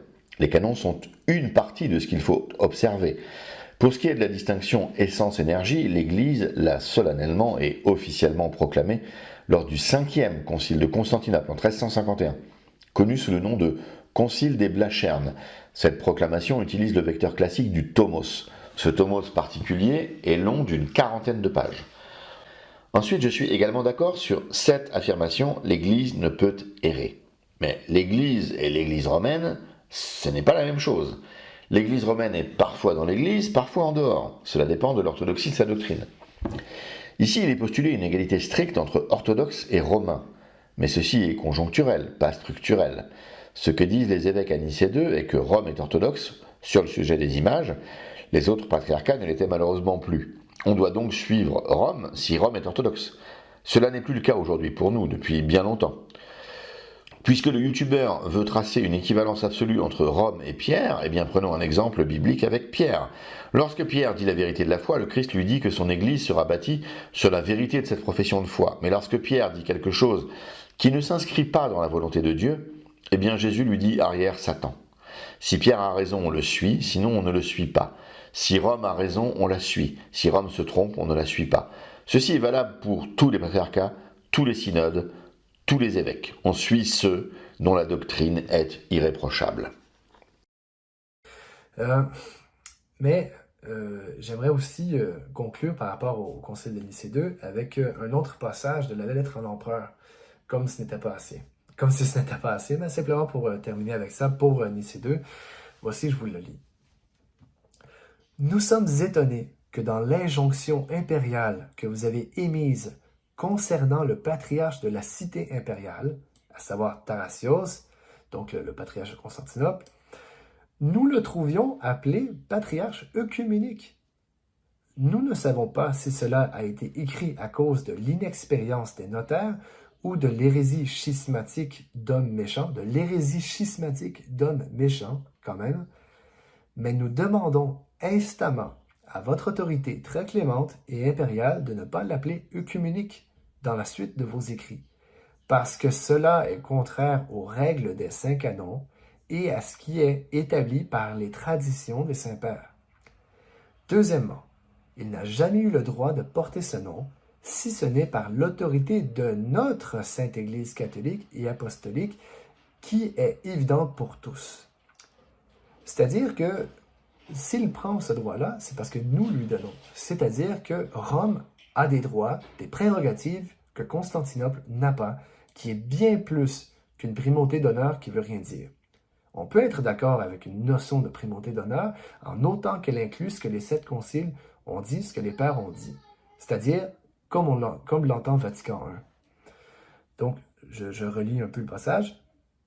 Deuxièmement, il n'a jamais eu le droit de porter ce nom, si ce n'est par l'autorité de notre Sainte Église catholique et apostolique, qui est évidente pour tous. Car s'il était appelé œcuménique, au-dessus de son supérieur, tous les évêques sont égaux, non? Au-dessus de son supérieur, la Sainte Église romaine, qui est la tête de toutes les églises de Dieu, il serait manifestement considéré comme un rebelle au Saint Concile, et comme un hérétique. En effet, s'il est œcuménique, il doit avoir la primauté même sur le siège de notre propre Église, ce que tous les fidèles chrétiens trouveront évidemment absurde, car l'autorité primatiale, partout sur la terre, a été donnée par le Rédempteur du monde. C'est Jésus qui a donné cette autorité-là. C'est ça qu'on dit ici, là. Lui-même au bienheureux apôtre Pierre. C'est par ce même apôtre que nous représentons, bien que nous en soyons indignes, que la Sainte Église catholique et apostolique romaine a détenu jusqu'à présent et détiendra à jamais,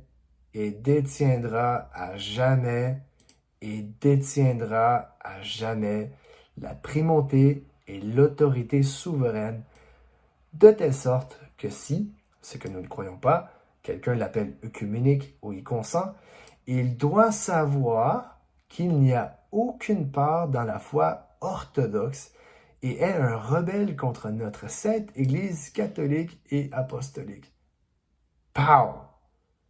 Celui autre que l'évêque de Rome qui s'appelle œcuménique est un hérétique, un rebelle au sein, un exclu de la foi orthodoxe. Il n'a aucune part dans la foi orthodoxe, car c'est ça la vraie foi orthodoxe, c'est que le siège de Rome, il est à considérer comme étant le chef de toutes les églises. Cette personne-là est un exclu en fait de la foi, un hérétique, un schismatique, un tout. Le titre de patriarche œcuménique nous renvoie cette fois au VIe siècle. Le patriarche de Constantinople est Jean IV, dit le Jeûneur. Lors d'un concile relatif au patriarche d'Antioche, Grégoire, qui était accusé de plusieurs crimes, le titre de patriarche œcuménique fut attribué à Jean IV par l'empereur d'alors. Lorsque cela fut connu du pape Gélas II, celui-ci demanda à son légat permanent à Constantinople de ne plus célébrer avec Jean. Ce légat était Grégoire, le futur pape, successeur de Gélas II, qui rentrera dans l'histoire sous le qualificatif de Grégoire le Grand. Celui-ci a écrit tout un ensemble de lettres que nous pouvons lire et qui sont très instructives. Dans la lettre 33 du livre 7, il écrit à ce propos la chose suivante à l'empereur. « J'ai toutefois pris soin d'avertir avec insistance le même frère et évêque que s'il désire avoir la paix et la concorde avec tous, il doit renoncer à l'appellation d'un titre absurde. À cet égard, la piété de mes seigneurs m'a chargé dans leurs ordres, disant que l'offense ne devrait pas être engendrée parmi nous pour l'appellation d'un nom futile. Mais je supplie votre piété impériale de considérer que certaines choses futiles sont très inoffensives et d'autres extrêmement nuisibles. N'est-ce pas le cas lorsque l'Antéchrist viendra et se dira Dieu, cela est très futile et pourtant extrêmement pernicieux. Si nous considérons la quantité de langage utilisé, il n'y a que quelques syllabes, mais sur le poids du tort, il y a un désastre universel.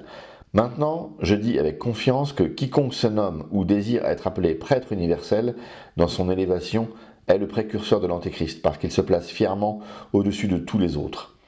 Et ce n'est pas par une fierté dissimilaire qui les conduit à l'erreur, car comme ce pervers souhaite apparaître au-dessus de tous les hommes, ainsi celui qui convoite être appelé seul prêtre s'exalte au-dessus de tous les autres prêtres, mais puisque la vérité dit « tout celui qui s'élève sera humilié », je sais que toute sorte d'élévation éclate plus vite qu'elle est gonflée. Que donc votre piété charge ceux qui sont tombés dans un exemple d'orgueil de ne pas générer d'offense par l'appellation d'un nom futile, car moi, un pécheur, qui retient l'humilité par l'aide de Dieu, n'ai pas besoin d'être admonesté à l'humilité. On voit donc ici que Grégoire, une fois devenu pape, est violemment opposé à ce titre. Dans la lettre 18 du livre 5, il s'adresse directement à Jean. Sa lettre commence de la sorte. Au moment où votre fraternité était élevée à la dignité sacerdotale, vous vous souvenez de la paix et de la concorde des églises que vous avez trouvées. Mais avec quelle audace, ou avec quel gonflement d'orgueil, je ne sais, vous avez tenté de vous saisir d'un nom nouveau par lequel le cœur de tous vos frères aurait pu en être offensé. Cela m'étonne énormément, car je me souviens que vous auriez préféré fuir la charge épiscopale plutôt que d'y accéder. Et pourtant, maintenant que vous l'avez, vous désirez l'exercer comme si vous aviez couru avec une intention ambitieuse. Car vous ayant reconnu indigne d'être appelé évêque, vous en êtes enfin arrivé au point, méprisant vos frères, de convoiter d'être nommé évêque unique. Et en effet, à ce sujet, des lettres importantes ont été adressées à votre sainteté par mon prédécesseur Pélage, de sainte mémoire, dans lequel il a annulé les actes du synode qui s'étaient réunis parmi vous, dans le cas de notre ancien frère et confrère évêque Grégoire, à cause de cet exécrable titre d'orgueil, et a interdit l'archidiacre qu'il avait envoyé selon l'usage sur le seuil de notre Seigneur, pour célébrer avec vous les solennités de la messe. Mais après sa mort, lorsque, indigne, j'ai succédé au gouvernement de l'Église, tant par mes autres représentants que par notre fils commun, le diacre Sabinianus, j'ai pris soin de m'adresser à votre fraternité, non certes par écrit, mais par la parole, vous priant de vous retenir d'une telle présomption, et en cas de refus de vous amender, je lui ai défendu de célébrer avec vous les solennités de la messe, afin que je puisse d'abord faire appel à votre sainteté par un certain sentiment de honte, afin que, si l'hypothèse exécrable et profane ne pouvait être corrigée par la honte, on puisse alors recourir à des mesures canoniques strictes. on voit que le propos est très ferme. Un peu plus loin, il parle de Pierre et des autres apôtres. Voyons comment Grégoire justifie sa position vis-à-vis de Constantinople. Certes, Pierre, le premier des apôtres, lui-même membre de la sainte et universelle Église, Paul, André, Jean, qu'étaient-ils sinon des chefs de communautés particulières? Et pourtant, tous étaient membres d'un seul chef, et, pour lier tous ensemble dans un bref discours, les saints devant la loi, les saints sous la loi, les saints sous la grâce, tout ceci constituant le corps du Seigneur, étaient constitués en tant que membres de l'Église, et aucun d'entre eux n'a voulu qu'on l'appelle universel. Maintenant que votre sainteté reconnaisse à quel point vous vous gonflez en désirant être appelé de ce nom, par lequel personne ne prétendait être appelé lorsqu'il était vraiment saint. Dans une logique papiste, on s'attendait à un « je commande, vous obéissez ». Bon, il aurait pu être enveloppé d'un peu de charité, car nous sommes en Église, mais la logique romaine est celle-là.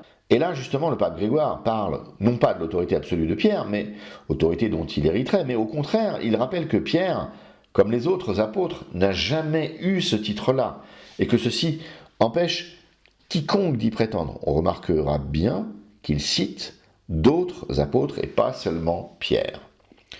Mais je ne vais pas faire comme le youtubeur catholique romain et ne citer que ce qui va dans mon sens. Il y a aussi des déclarations qui semblent aller vers la vision papiste de l'Église. Dans la lettre 12 du livre 9, il écrit « Car quant à ce qu'ils disent de l'Église de Constantinople, qui peut douter qu'elle soit soumise au siège apostolique, comme le reconnaissent continuellement le très pieux Seigneur, l'empereur et notre frère l'évêque de cette ville ?» Un catholique romain lira bien évidemment ceci, allant dans un sens papiste. Sauf que Grégoire écrit ceci à l'évêque de Thessalonique. Car si l'on est, comme il le suppose, évêque universel, il n'en reste pas moins que vous n'êtes pas évêque. Dans sa lettre 68, livre 9. Essayons, si vous le voulez bien, de considérer que Grégoire a une pensée cohérente. Comment résoudre le fait que, dans son esprit, si un évêque se proclame universel, alors plus personne n'est évêque, ce qui semble être violemment antipapiste, et qu'en même temps tous les évêques sont les sujets du siège apostolique, entendez Rome. Je pense que la seule façon de tenir les deux propositions comme cohérentes est de considérer que pour Grégoire, les évêques sont tous égaux, mais aussi que l'évêque de Rome est primus inter pares, premier parmi les égaux.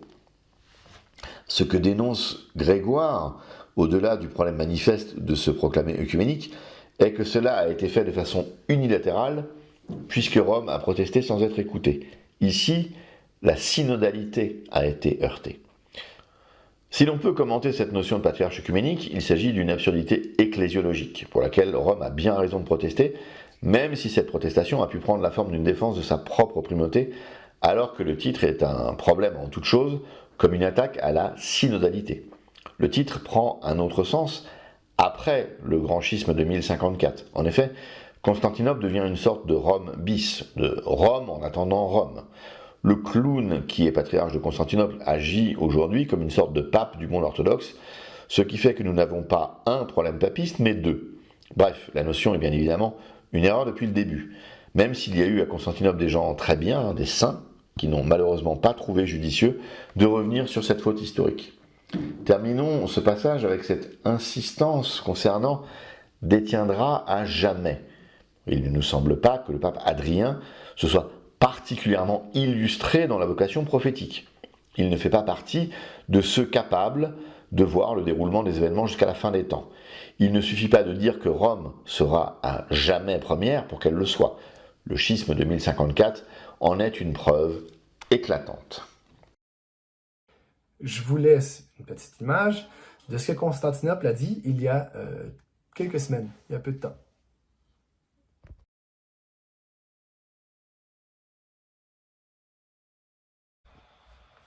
Si je suis un sept concile et je lis ça, je me pose des questions à savoir est-ce que je suis vraiment Jésus-Christ, est-ce que je veux vraiment suivre les sept conciles œcuméniques, ou je veux suivre ce qu'on me dit que les sept conciles ont dit, alors qu'ils n'ont pas dit ça. Est-ce que vraiment je veux suivre la foi des pères, la foi des saints, la foi délivrée une fois pour toutes aux saints, ou je veux juste suivre ce que mon drapeau me dit que je devrais suivre, tu vois? C'est important de se poser des questions. Ce que j'aimerais dire aussi, c'est que Je vois souvent des sept conciles être vraiment, vraiment rapides et agressifs pour sortir tous les documents catholiques qu'ils peuvent. Ils lisent les documents, ils les envoient, tu vois, c'est la foutaise, c'est la foutaise, c'est la foutaise. Ils vont sortir un Cathy, Balamant, plein, plein de trucs. Ils vont dire, regarde le non-sens catholique. Et à chaque fois, quand on se penche sur le document, on dit, bah, en fait, au contraire, l'Église catholique se tient, et ça, tel père a dit ça, tu vois. Lumen Gentium, on va le voir chez les pères, on va le voir chez Lactance, chez Saint-Justin Martyr, chez Saint-Augustin, on va voir tout ça, c'est pas sorcier, quoi.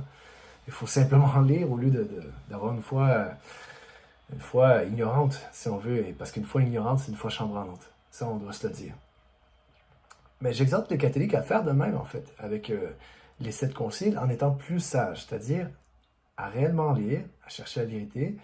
Mais pourquoi je dis ça? C'est que si on lit leurs propres documents, et j'exhorte les sept conciles aussi, lisez les documents de vos propres églises, vous allez voir qu'il y a des gros problèmes avec ce qu'on vient de voir de Nicée II, ce que Nicée II vient de nous dire que l'Église enseignait à cette époque, qu'est-ce qui était orthodoxe, et vous allez voir des ambiguïtés, en fait, avec les documents que l'Église sept conciles sort aujourd'hui, produit aujourd'hui. C'est très bien que le catholique romain ait mis cette déclaration du patriarche de Constantinople, Bartholomée. Cela nous permet de préciser, pour ceux qui découvriraient notre chaîne, que nous considérons ce patriarche totalement hérétique, hors de l'Église et particulièrement dangereux pour les chrétiens orthodoxes sincères. Le seul débat qui existe sur lui aujourd'hui est de savoir s'il s'agit du pire hérétique ou s'il y a pire que lui. Notre chaîne promeut le rejet radical et absolu de toute forme d'œcuménisme, puisque c'est cela la tradition des pères, et parce que le droit canon prohibe les prières en commun que la pratique de l'œcuménisme encourage. Il ne s'agit pas de ne pas discuter ou échanger, bien entendu. Augustin parlait avec Pélage, mais ils ne priaient pas ensemble, et échangeaient des arguments théologiques pour éclairer le troupeau. Nous appartenons à ce qui est appelé la vraie orthodoxie, qui rejette aussi bien Moscou que Constantinople, et donc il ne s'agit pas de géopolitique, il ne s'agit pas de culture, d'histoire profane, mais bien de foi. Passons maintenant à l'exégèse des fantasmes de Constantinople, qui se rêvent en mère de toutes les églises. Le catholique romain ici va se plaindre du fait que ce titre appartient légitimement à Rome. Nous considérons que si une église peut se prévaloir de ce titre, mais ne l'a heureusement jamais fait, c'est Jérusalem. C'est d'elle que tout est issu, mais elle n'a jamais voulu maintenir les églises dans une relation mère-fille, mais conçoit les choses entre églises sœurs. Ajoutons que si Rome a quelques arguments qui peuvent troubler, Constantinople n'a pas l'ombre du début, du commencement de quoi que ce soit pour venir à l'appui de ce genre de déclaration fantaisiste. Nous réitérons notre appel aux orthodoxes qui sont dans ce patriarcat. Partez. Vous n'êtes pas dans l'église. Aux autres, demandez à votre évêque s'il est en communion avec cela. S'il dit oui, partez. Vous n'êtes pas dans l'église. S'il dit non, mais que son patriarche commémore Bartholomée à la liturgie chaque jour, votre évêque est un Tartuffe, cachez cette hérésie que je ne saurais voir. Partez. Secouez la poussière de vos pieds et partez. Vous n'êtes pas dans l'église. Je rejoins le catholique romain dans son appel à se former. Ne soyez pas dépendant du savoir de quelqu'un d'autre. Formez-vous. Nous faisons notre possible pour vous assister dans cette démarche avec nos vidéos, mais nous ne pouvons pas tout faire pour vous. Lisez les Écritures, lisez les Pères, lisez l'histoire de l'Église, soyez assidus à la liturgie, vérifiez votre évêque. Si l'habit ne fait pas le moine, sachez que la crosse épiscopale ne fait pas l'évêque. Par exemple, l'encyclique de 1895 du patriarche de Constantinople. C'est très important à lire parce que c'est quand même une encyclique, elle fait le tour du monde. Donc il y a plusieurs patriarcats qui l'ont signé, là, un peu le même principe qu'en 1848, mais là peut-être un peu moins de collaboration des autres patriarcats, mais quand même c'est autoritatif chez eux. C'est une encyclique qui disent oui ou non à ça. Et de toute façon, même s'ils disent oui, mais notre patriarche n'est pas infaillible, c'est quand même ce que vous dites aujourd'hui, ce sont vos arguments d'aujourd'hui. Donc, on va lire ce que l'encyclique dit, paragraphes 14, 15 et 16, j'ai pris certains passages, donc je commence. Mais en ayant recours au Père et au concile œcuménique de l'Église des 9 premiers siècles, nous sommes pleinement persuadés que l'évêque de Rome n'a jamais été considéré comme l'autorité suprême et le chef infaillible de l'Église, et que chaque évêque est le chef et le président de sa propre Église particulière, soumis uniquement aux ordonnances synodales et aux décisions de l'Église universelle comme étant seul infaillible. L'évêque de Rome n'étant en aucun cas excepté de cette règle, comme le montre l'histoire de l'Église. Est-ce que c'est vraiment ça qu'on a dit tout à l'heure, hein? Réglé par des sanctions canoniques, cher successeur de Pierre, et l'Église entière va se plier à ce que vous dites. Alors, pas très... et là, ça fait pas très orthodoxe cette concile moderne, hein, avec ce qu'il dit, chaque évêque est indépendant, personne n'est soumis. Le patriarche de Constantinople lui-même a dit tel que Paul, je dis, votre foi a été proclamée à tous et on doit suivre cette foi. Et je me soumets entièrement à ce que vous dites et tout ce que vous avez dit, je l'approuve. Et tout le monde l'a approuvé. Donc ça marche pas. Je continue. Et là, il va y avoir un petit passage assez intéressant ici. De plus, les papistes eux-mêmes savent bien que le passage de l'Évangile auquel se réfère le pontife « Tu es Pierre, et sur cette pierre je bâtirai mon Église » est interprété tout autrement dans les premiers siècles de l'Église dans un esprit d'orthodoxie, tant par la tradition que par tous les pères divins et sacrés sans exception. Le rocher fondamental et inébranlable sur lequel le Seigneur a bâti son Église, contre lequel les portes de l'enfer ne prévaudront pas, étant compris métaphoriquement comme la véritable confession de Pierre concernant le Seigneur, à savoir qu'il est le Christ, le Fils du Dieu vivant, c'est sur cette confession et cette foi que repose la prédication salvatrice de l'Évangile par tous les apôtres et leurs successeurs. Donc, oui et non. Si on se rappelle, il y a eu un passage où on a lu dans les lettres d'Adrien que oui, la confession de foi, c'est une particularité de la typologie pas de la typologie, mais une particularité de la signification de ce passage, mais on va dire que c'est justement à cause de cette confession de foi-là que tous les successeurs de Pierre continuent d'être orthodoxes et vont toujours l'être. Donc, et entre autres, et l'autre interprétation qu'on nous donne, c'est que c'est sur la personne de Pierre en tant qu'évêque de Rome. C'est sur l'évêque de Rome en tant que successeur de Pierre. Et ça, ici on le met, on n'en parle pas. C'est comme Zip Mordicus, ça n'existe pas, personne n'en parle, là, je ne veux pas entendre. Non, attends. Premièrement, tu donnes une interprétation dans ton encyclique qui est erronée. Donc oui, c'est la confession de foi, mais c'est pas la confession de foi de tous les apôtres. Il y en a un seul qui l'a dit, et les 7 premiers conciles vont dire, oui, il y a la confession de foi, mais ça repose sur l'évêque de Rome et ses successeurs. C'est à cause de cette confession de foi-là que Pierre subsiste dans son siège et agit toujours dans son siège. C'est ça qu'on va dire.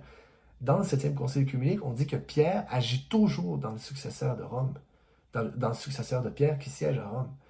Et on ne va jamais dire que le patriarche de Constantinople est Pierre en plénitude. Oui, ils sont tous des successeurs de Pierre et de Paul, en une certaine essence, mais les conciles sont clairs. Pierre, en plénitude, il siège à Rome, et les pères aussi.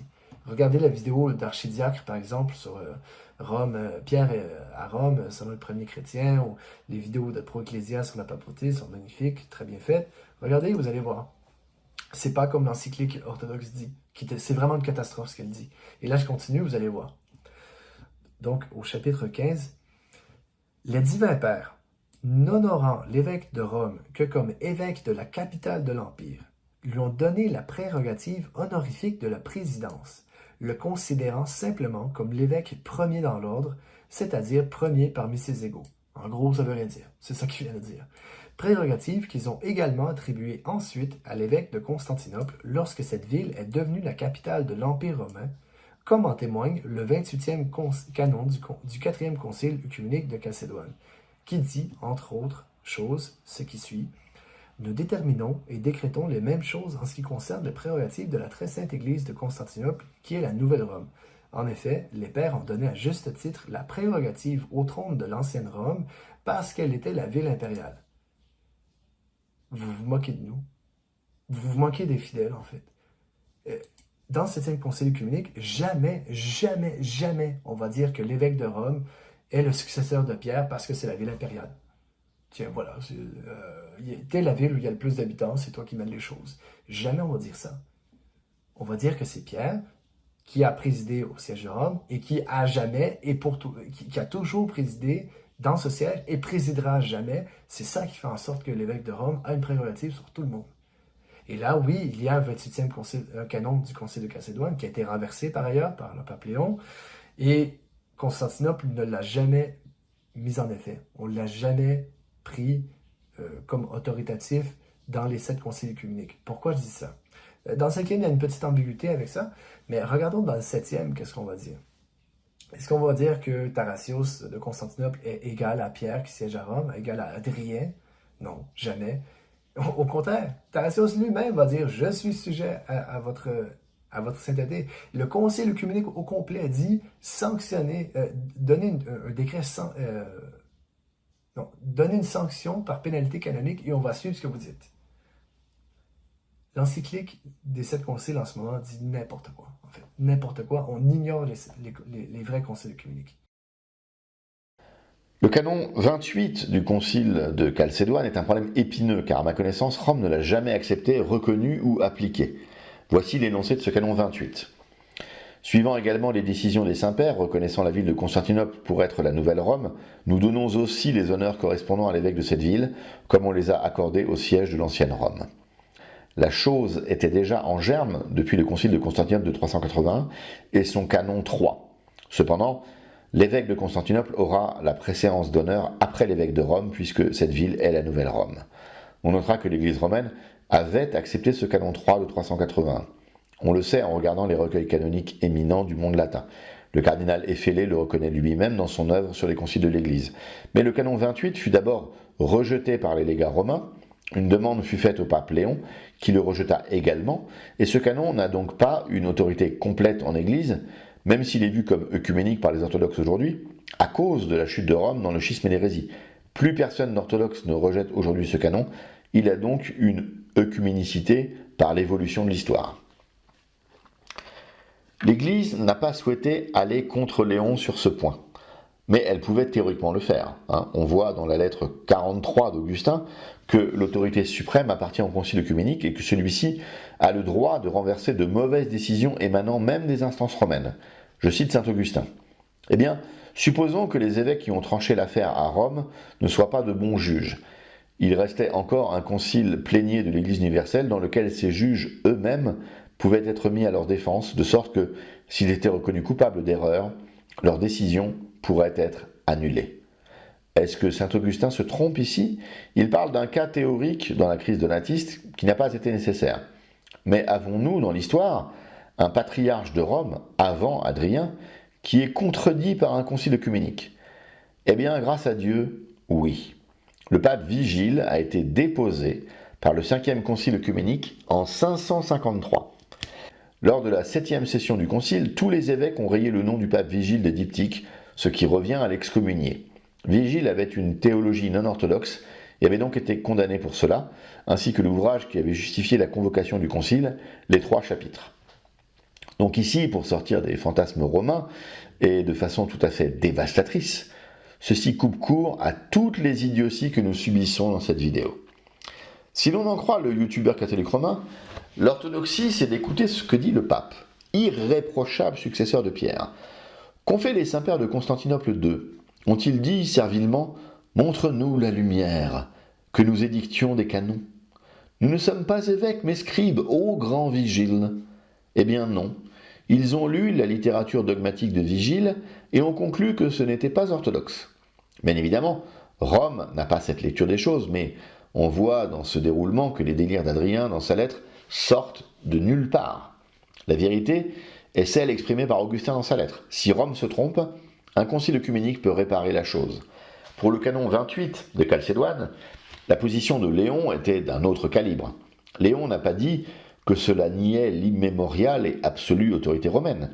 Léon a dit que ce canon posait un problème vis-à-vis d'un autre canon, d'un autre concile œcuménique. Sa position, qui peut s'entendre, était que le canon 28 ne pouvait être accepté, car contraire à Nicée et contraire aux prérogatives des patriarches d'Antioche et d'Alexandrie. Pas de succession pétrinienne imaginaire, pas d'autorité universelle imaginaire, du droit canon pur et dur. Léon disait que cela modifiait les équilibres précédents, ce qui est vrai. Léon disait que cela nuisait au principe de la primauté romaine, ce qui est vrai en un sens, mais était nécessaire, car le Christ nous appelle à une diaconie de service. Si Léon avait eu la sagesse prophétique de voir l'intérêt pour Rome de partager ce pouvoir avec Constantinople, peut-être n'aurions-nous pas eu de personnages toxiques comme les papes Adrien ou Nicolas. Et enfin, Léon voyait ce canon comme pouvant affaiblir l'unité de l'Église. Il trouvait que l'on donnait trop de poids à un siège qui n'avait pas d'origine apostolique. Bon, une tradition affirme qu'André a fondé une communauté chrétienne dans la région de Byzance. C'est cette seule tradition orale qui permet à Constantinople d'affirmer une origine apostolique. Visiblement, Léon n'avait pas connaissance de cette tradition orientale. Tout ceci est donc très compliqué et demande beaucoup de discernement. En tout cas, on ne peut rien discerner avec des lunettes papistes. Et là, je conclus avec ce passage qui est assez intéressant aussi. Paragraphe 16. Chaque église autonome, tant en Orient qu'en Occident, était totalement indépendante et s'administrait elle-même à l'époque des 7 conciles œcuméniques. Bon, c'est pas ce qu'on a lu dans le 7e concile, mais bon. De même que les évêques des églises autonomes d'Orient, ceux d'Afrique, d'Espagne, de Gaule, d'Allemagne et de Grande-Bretagne géraient les affaires de leurs propres églises, chacun par leurs synodes locaux, l'évêque de Rome, n'ayant aucun droit d'interférer, et lui-même étant également soumis et obéissant aux décrets des synodes. Pas ça qu'on a lu, hein? C'est pas ça qu'on a lu. Mais pour les questions importantes qui nécessitaient la sanction de l'Église universelle, il était fait appel à un concile œcuménique, qui seul était et reste le tribunal suprême de l'Église universelle. Pas d'accord? C'est pas ça que les conciles disent. Pas seul, non. Telle était l'ancienne constitution de l'Église, mais que les évêques étaient indépendants les uns des autres et chacun était entièrement libre dans ses propres limites, n'obéissant qu'aux décrets synodaux. Gros foutage de gueule ici. Ils siégeaient à égalité les uns avec les autres dans les synodes.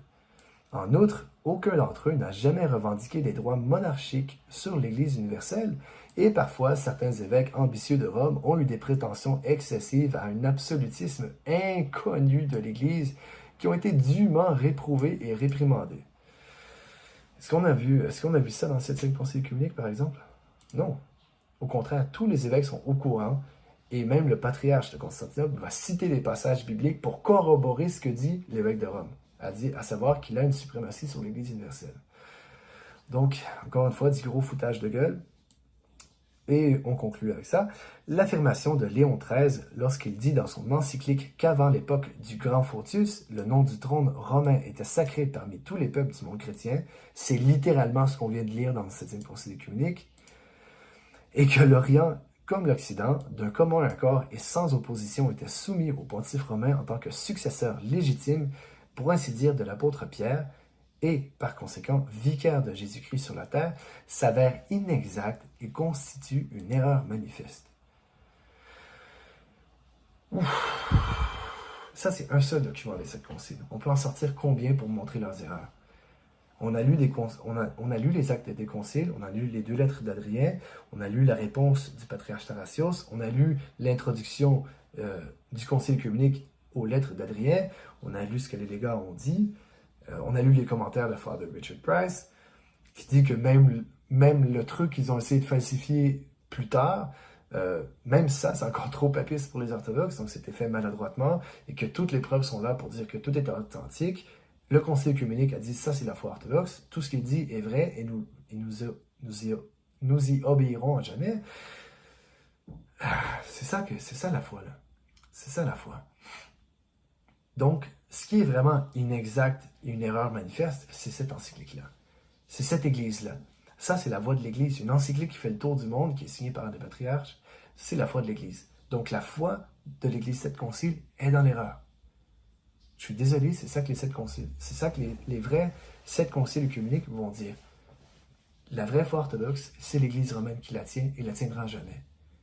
Donc, mes frères, mes sœurs, je vous exhorte, lisez les pères, lisez les conciles directement à la source, par l'histoire des conciles par Rouskoziewski. Non. 3e concile œcuménique, les actes, traduits par X. Ça, c'est correct. Lisez, dans le pire des cas, comme il n'y a pas beaucoup de traductions en français, dans le pire des cas, lisez au moins les canons ecclésiastiques. Quels sont les canons que les conciles œcuméniques ont émis? Lisez les encycliques. Lisez vraiment les écrits des saints, des pères d'église, les scolastiques. Robert Bellarmine, lisez-le. Saint Thomas d'Aquin, lisez-le. C'est ça la foi de l'Église. Et vous allez voir, elles sont vraiment géniales. Et là, après, plus on est formé, plus on a une foi qui est ferme, qui est dure comme le roche. Parce qu'une foi chancelante, c'est une foi qui vaut rien en fait. Quelqu'un qui n'a pas une vraie foi solide, qui n'est pas sûr de sa doctrine, tout le temps en train de se laisser emporter par n'importe quelle vent de doctrine innovatrice, genre les 7 conciles, ben, il ne va pas bien prier. Il ne va pas avoir une belle vie de prière, il ne va pas avoir une belle vie de sacrement, il ne va pas s'approcher souvent de la confession, toujours avec des excuses. Mais quand on a une foi ferme, on y va avec joie et on se considère avec fierté comme un fils de la Sainte Église catholique romaine.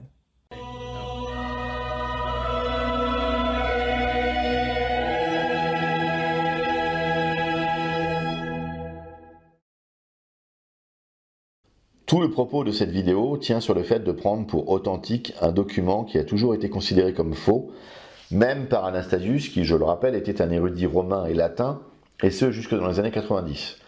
Donc, dans la famille, je bâtis une cathédrale sur un cheveu, on est pas mal là. C'est du bon foutage de gueule, comme le dit le youtubeur catholique. Qui peut croire qu'un orthodoxe sérieux va renoncer à sa foi sur des documents proposés par un prêtre catholique qui considère que les sessions de concile œcuménique sont des créations littéraires postérieures? Mais de qui se moque-t-on? Je me joins à l'appel fait pour lire les documents de l'Église, les textes patristiques, etc. Ainsi, vous n'êtes plus dépendant de la vision d'autrui, mais vous accédez directement à l'information de première main. Cette vidéo nous exhortait à respecter les canons. Eh bien, nous allons rafraîchir la mémoire des catholiques romains dans ce domaine, le filioque. Vous savez, cette modification du texte du credo de Nicée-Constantinople de façon unilatérale par le patriarche de Rome. Le pape Léon III, celui qui avait sacré Charlemagne empereur, était tellement opposé à cette modification du credo, qui commençait à se répandre partout en Europe, qu'il avait fait graver le credo véritable, donc sans filioque, sur les portes de la chapelle Saint-Jean-Baptiste du Latran. Attitude admirable s'il en est. Souvent, avec les catholiques romains, les débats tournent autour de savoir si l'Esprit procède du Père seul ou du Père et du Fils. Il y a une dimension de l'affaire qui est peu débattue et qui pourtant est essentielle. Est-ce que la modification du credo est licite? On se souvient que le pape Léon ne voulait pas du canon 28 de Chalcédoine, car cela revenait à modifier des canons précédents. Eh bien, l'Église avait anticipé prophétiquement ce problème de modification du credo. Un canon demande la déposition de tous ceux qui oseraient modifier le credo. Le canon ne dit pas que la déposition concernerait celui qui insérerait une erreur dans le credo. Il est impossible de le modifier, même pour dire quelque chose de vrai. Donc, le débat sur la double procession ne peut en aucun cas servir à valider cet ajout dans le credo. Bon, les théologiens orientaux ont d'ailleurs montré que cet ajout était faux du point de vue théologique. C'est donc une forfaiture théologique, mais aussi canonique. Photius a longuement échangé avec le pape qui souhaitait intégrer le filioque dans le credo. Les orientaux n'ont donc pas été prompts à faire intervenir le canon en question. Mais devant l'aveuglement de Rome, il faut considérer que le canon est effectif. Quel est ce canon? C'est le 7e canon du concile d'Éphèse. Il dit « Le Saint Canon a décidé qu'il ne sera pas permis de produire en public, d'écrire ou de composer un symbole de foi autre que celui défini par les saints-pères réunis à Nicée sous la conduite du Saint-Esprit. Ceux qui oseront composer un autre symbole, le répandre ou le présenter à ceux qui veulent se convertir et reconnaître la vérité, venant du paganisme, du judaïsme ou de n'importe quelle hérésie, ceux-là, s'ils sont évêques ou clercs, seront dépouillés, les évêques de l'épiscopat et les clercs de la cléricature. S'ils sont laïcs, ils seront anathématisés. Donc, suivant l'excellent conseil du youtubeur catholique romain, que devons-nous en conclure? Eh bien que l'ensemble du clergé catholique romain est déposé. L'ensemble de son épiscopat est réduit à l'état laïque. Tous les catholiques romains professant la double procession dans la récitation liturgique du credo sont sous anathème. Ceci est l'autorité d'un concile œcuménique. Si je puis me permettre cette petite précision, un rien ultramontaine, ce canon a été accepté par Rome et infailliblement accepté par le pape de l'époque. Pape qui ne peut errer, pape qui est guidé par Pierre, le super apôtre de lumière. Bref, cessons ici les plaisanteries, ce sont des choses graves et sérieuses, il convient d'obéir respectueusement au concile, car ils sont la voix de l'esprit qui s'exprime en attendant la parousie. L'orthodoxie n'est pas un héritage que l'on peut trahir impunément. Regardez l'état de Rome aujourd'hui. Comment est-il sérieusement possible d'affirmer qu'il y a un héritage entre Saint Pierre qui meurt crucifié la tête en bas et le pitre en blanc Bergoglio. Qui arrive à voir une filiation spirituelle de l'un à l'autre? Catholique romain. Une fois de plus, on essaye de vous égarer avec des documents douteux. Lisez le père Vladimir Guettet. Lisez la vérité de l'orthodoxie. Venez goûter cette vérité qui va vous libérer des chimères. Bienvenue dans les catacombes.